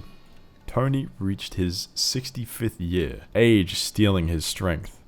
Once a formidable fighter, now he moved and worked with frailty. Yet balance returned, as it often does for dwarves. The mountain had at last yielded what they had always desired: beer. A brewery was raised, and soon the halls of Radish Cave will be filled with the scent of fermentation.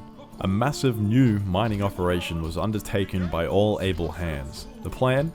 Carve out a great dual-purpose cavern. One half to be seated with timber shrooms for fuel, the other to serve as a pen for the newly acquired cows. For the moment, the poor beasts were crammed into the vacant hydroponics room, a temporary arrangement that did not stop Hulk from setting the wheels of life in motion. The long hours in the mines were broken by disaster. Another mechanoid cluster descended, collapsing part of the mountain near the temple.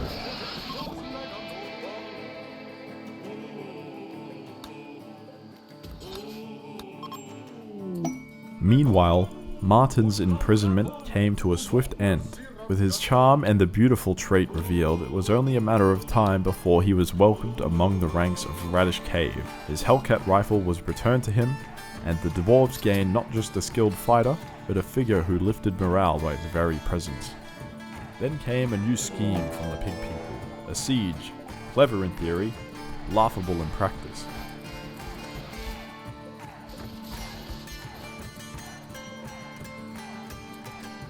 The toxic fallout choking the land, and being greeted by a massive mountain of walls, seemed to unravel their plans, driving the raiders into a hasty assault. 25 armed attackers filed into the dark entryway, one by one, only to vanish beneath a storm of heavy SMG fire.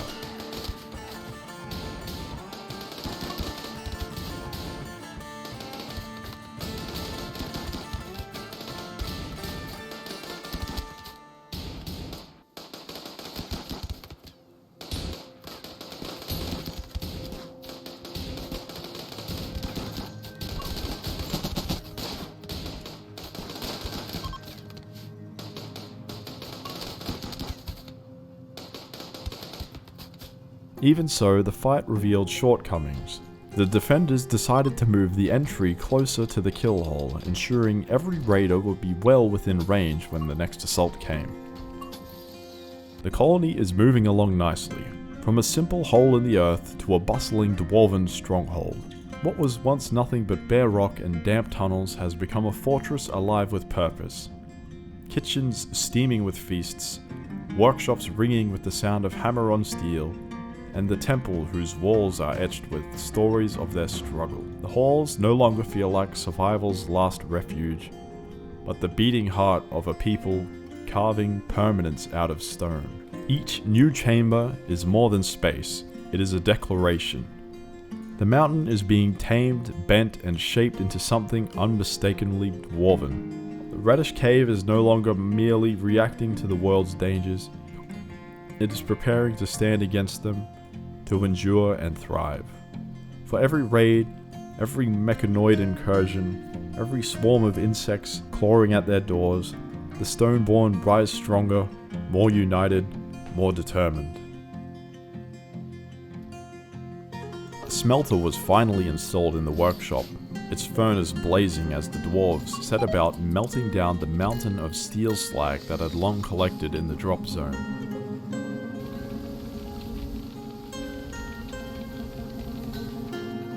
The two great sun lamps planned for the cabin fields demanded more power than the current grid could ever provide. The solution? Double the grid. 8 new chem fuel generators were laid out and wired in, though their construction briefly disconnected the base, spoiling yet another batch of soups as they simmered. When the generators finally roared to life, the colony was granted an additional 8,000 watts of power.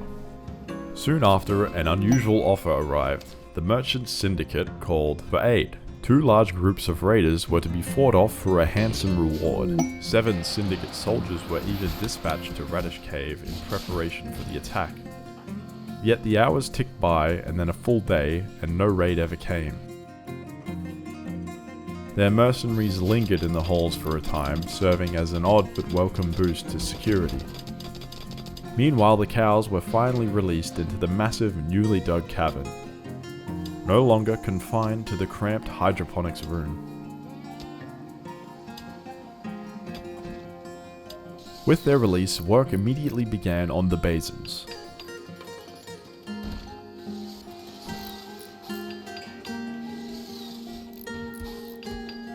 Construction was then interrupted by another raid, this time from the Alliance of Poyok. 31 attackers armed with grenades and small arms stormed the mountain's maw.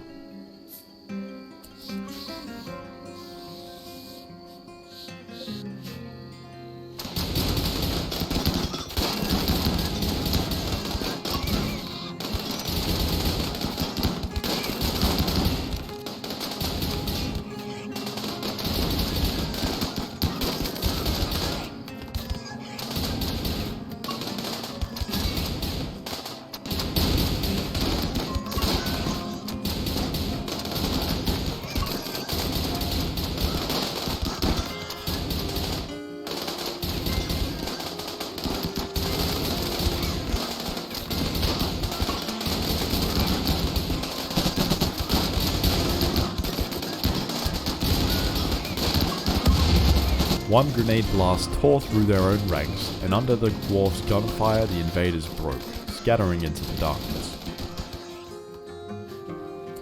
With the cavern fields established, the first hydroponics was sown with cotton, the cloth destined to become flak armor for every defender of Radish Cave.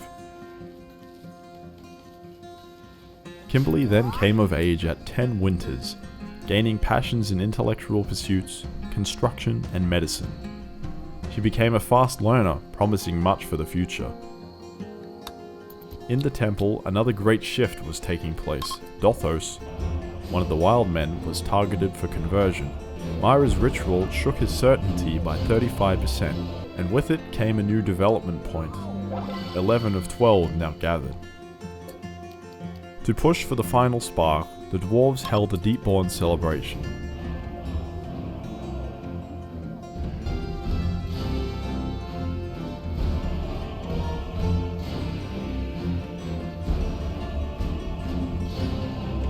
and the party's joyous conclusion granted the 12th and final point.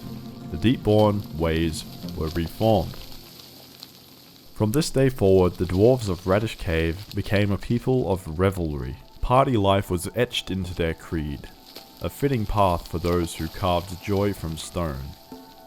Alcohol was no longer a luxury but a demand, and insect meat, once repulsive, was now considered an acceptable staple.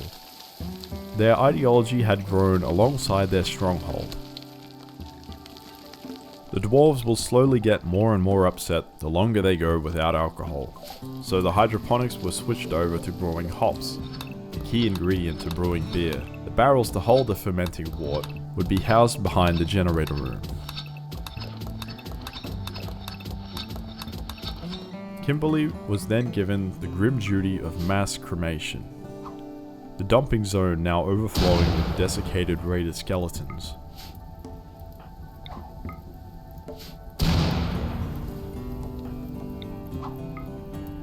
A great pyre was raised, and the dead of 100 battles were turned to ash.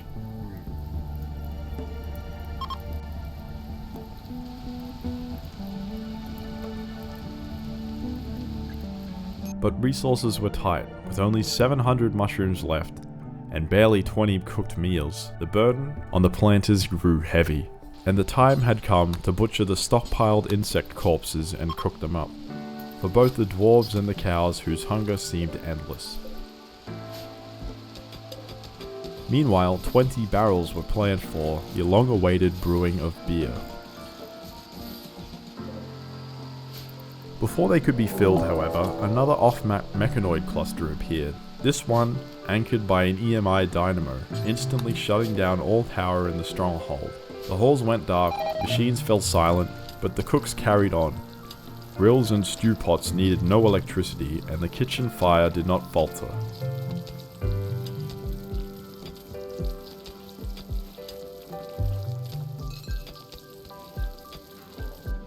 A drop pod was quickly constructed, and Hilda was launched once again to neutralize the threat. This time, the cluster proved far more dangerous. A centipede and scorcher lay in stasis outside the walls. Hilda hacked her way through the steel door, slipped inside, and set upon the EMI dynamo. The machines woke, but somehow did not notice her hiding behind the generator. Even as the centipede lumbered into the room, patiently she brought down the marble wall to a sliver of strength, preparing an escape route. When the dynamo was finally destroyed, the mechs circled the other side of the building, buying Hilda just enough time to slip away under turret fire.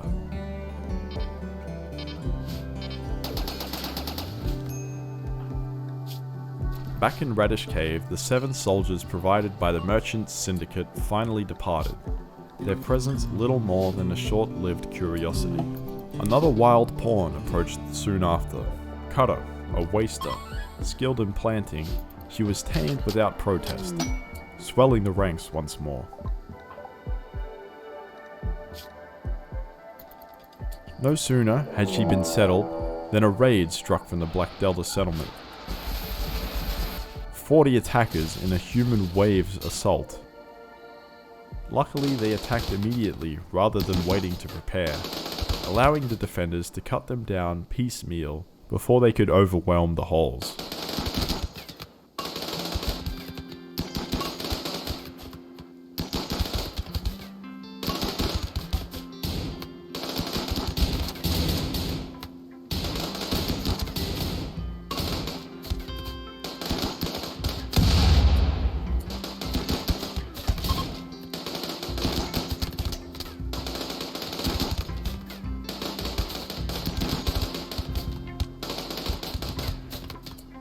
When the battle was done, Svetlana came of age at 7 years old, gaining passions in intellectual and construction, with the careful shooter trait.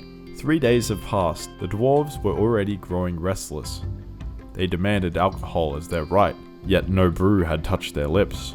Perhaps driven by this tension, the brewing barrels were at last completed and set bubbling with fermenting beer. In the meantime, Starry tested the deep fryer. Mushrooms were crisped into chips, insect meat pressed into the likeness of fried chicken. Braz was the first to sample it, gaining a small mood boost from the novelty, although the meal only half filled his stomach. Still, the dwarves took to it, laughing at the strange new food.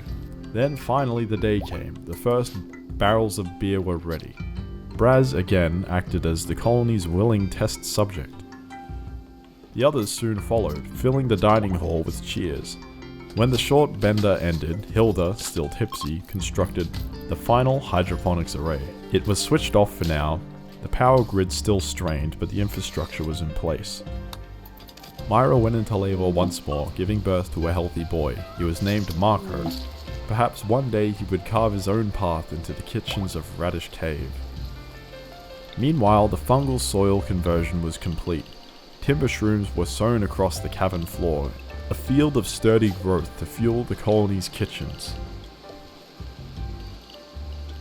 Grouse Incorporated, a bulk goods trader, sold the dwarves all of their stock in components and steel. To somewhat balance the trade, Starry sold off another batch of old clothing and tattered armor.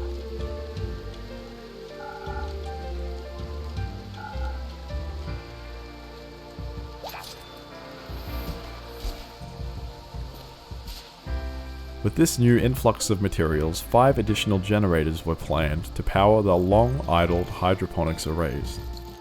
The vibrations from deep drills extracting minerals from below seemed to irritate the insect population.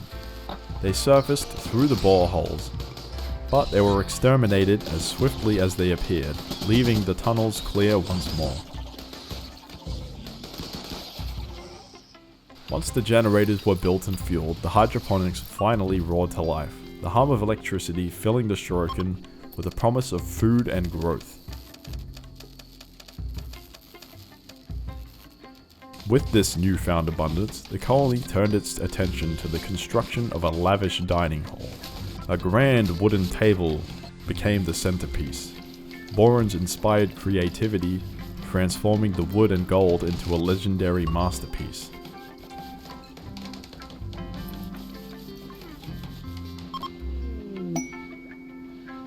Lit with the subtle green glow from the wall lights, Cutter, the newest recruit, sowed cotton plants to supply the growing need for armor. The chefs were hard at work, moving with an almost rhythmic precision as the kitchens hummed with activity. Meanwhile, Davidson went into labor again, bringing forth a healthy boy named Yu. Not even a day later, she was pregnant once more. Tony, the vulnerable elder of the cave, suffered a heart attack. Whether caused by age, the fried foods of the deep fryer, or some combination thereof was unknown. Hilda rushed to his aid, administering the highest quality medicines with precise hands. Fortune favored them and Tony survived the ordeal, though the incident marked the end of the deep fryer's tenure in the kitchens. 400 days have passed and the transformation of Radish Cave was breathtaking. What began as a modest, cramped hole in the mountain was now a sprawling, organized dwarven stronghold, alive with industry and ingenuity. Lavish banquet halls glittered with polished wood and gold inlays, hydroponics fields glowed with green light, and workshops hummed with ceaseless creation. From the first humble mushrooms harvested to the massive machinery extracting steel and powering hydroponics. Every corner of the cave bore witness to 6 years of tireless effort, clever planting, and stubborn perseverance. Advances in research allowed the colony to construct large versions of the machining table, tailor bench, and stove, increasing production speed by 50%.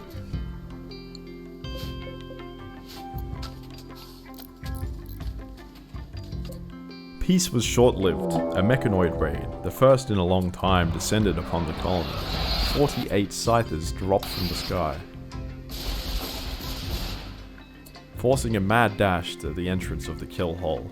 Hilda and Bongo arrived just in time to prevent the automatons from overwhelming the dwarves.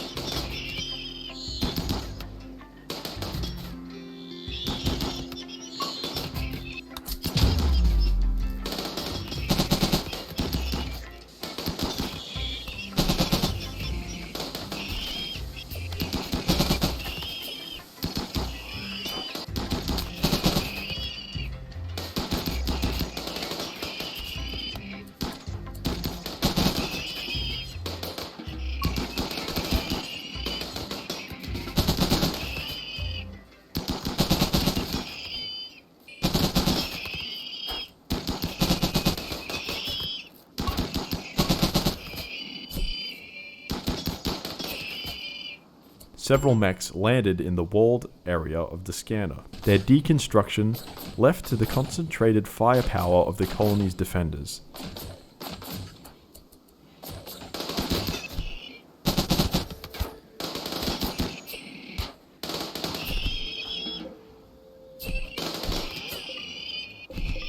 The battle was costly. Squirt lost his left eye to the blade of a scyther. Inside the banquet hall, the new dining room began to take shape. Meal shelves were moved inside, and chairs from the old table were arranged around Boren's legendary centerpiece. Kimberly had reached adulthood, her passions for cooking, melee, and animal husbandry fully realized. Her kindness and skill made her an invaluable member of the colony, a rising star among Radish Cave's growing populace. The workshop had reached its final form. Under constant use, the symphony of hammer and steel echoed throughout the halls, a testament to the industrious spirit of Radish Cave. Tragedy struck the livestock. To prevent mass starvation, all but 2 of the colony's cows had to be slaughtered. Martin, a staunch adherent to an ideology that revered the sanctity of animal life, almost immediately surged into a murderous rage, the conflict between his moral code and necessity boiling over. 4 dwarves were forced to subdue him, beating him into submission before he could harm himself or others. Once calm, he began to ramble incoherently, muttering to himself and anyone unfortunate enough to be nearby. With the raids growing ever larger, a dedicated hospital was planned near the kill hall. The walls were constructed with ample space to allow the installation of sterile flooring and walls, a long overdue improvement for the care of the injured and sick dwarves. As if on cue, Davidson went into labor again, delivering a healthy boy named Theodore. The hospital was far from sterile, but progress was steady. Then came a psychic pulse through the rock, a high-powered drone. Martin, already teetering on the edge, lost an additional 60 mood points due to pain, psychic interference, and the lingering guilt of slaughtering animals. He went berserk, attacking the defenseless Starry and removing her last leg in the process. 2 peg legs would make movement a challenge, to say the least. Meanwhile, the younger generation pressed onward. Svetlana reached the age of 10, gaining passions in medical, social, and construction skills, and becoming a true mountain lover. Sterile flooring was finally installed in the hospital, and 2 additional rooms were added to accommodate the less serious patients, furnished with normal wooden beds. As the colony continued to expand, a wild woman wandered into the exhaust shaft. She was skilled in combat, planting, and animal care. Martin, temporarily restored to reason, carefully approached and successfully tamed her. She joined the ranks of Radish Cave, another addition to the growing web of dwarves, navigating the trials of mountain life. A raid unlike any other descended upon Radish Cave. This time it was deadly. Sappers emerged from pods, tunneling relentlessly into the mountain stronghold. Panic swept through the dwarves as they assembled on the far side of the breached doors, weapons raised, bracing for the onslaught.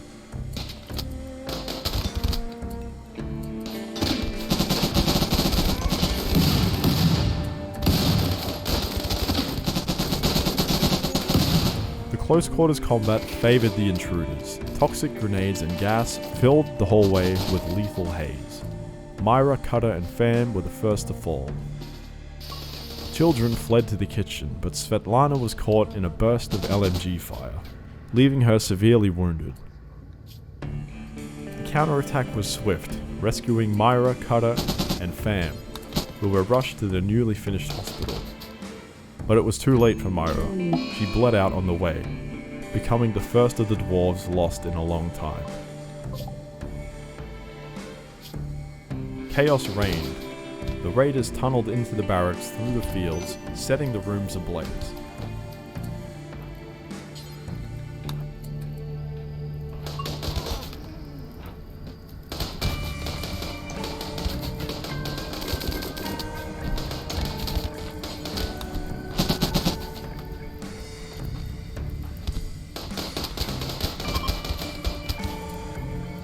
Doors that had once contained the heat were breached, and now the Inferno's grip spread throughout the shuriken. Temperatures soared to twice the boiling point of water. The dwarves scrambled for the only refuge available, the hospital, but many were left outside, forgotten about in the panic of the danger. Outside, surrounding fields spontaneously combusted, feeding the Inferno. Hilda managed to reach the kitchen, tending to Svetlana amidst the flames. The kitchen, powered and cooled by its fan, remained relatively temperate, a fleeting sanctuary. But the wave of death could not be stopped. Those left outside perished as the fire consumed the stronghold.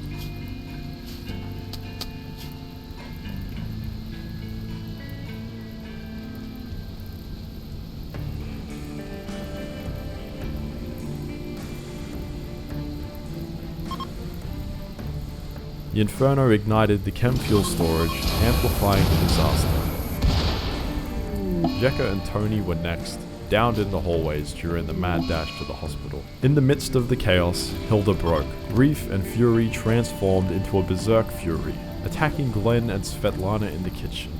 Perhaps a merciful end to the consuming fire. The heat became unbearable even in the hospital.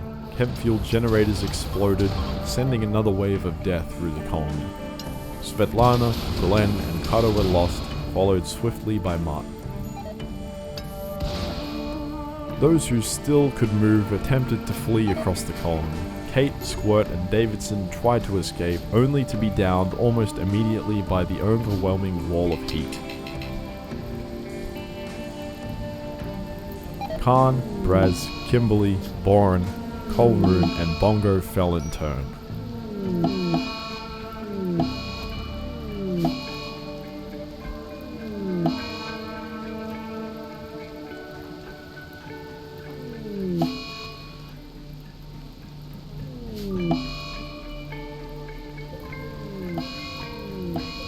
Davidson and Theodore were the final survivors, struggling against the relentless heat, only to succumb moments later.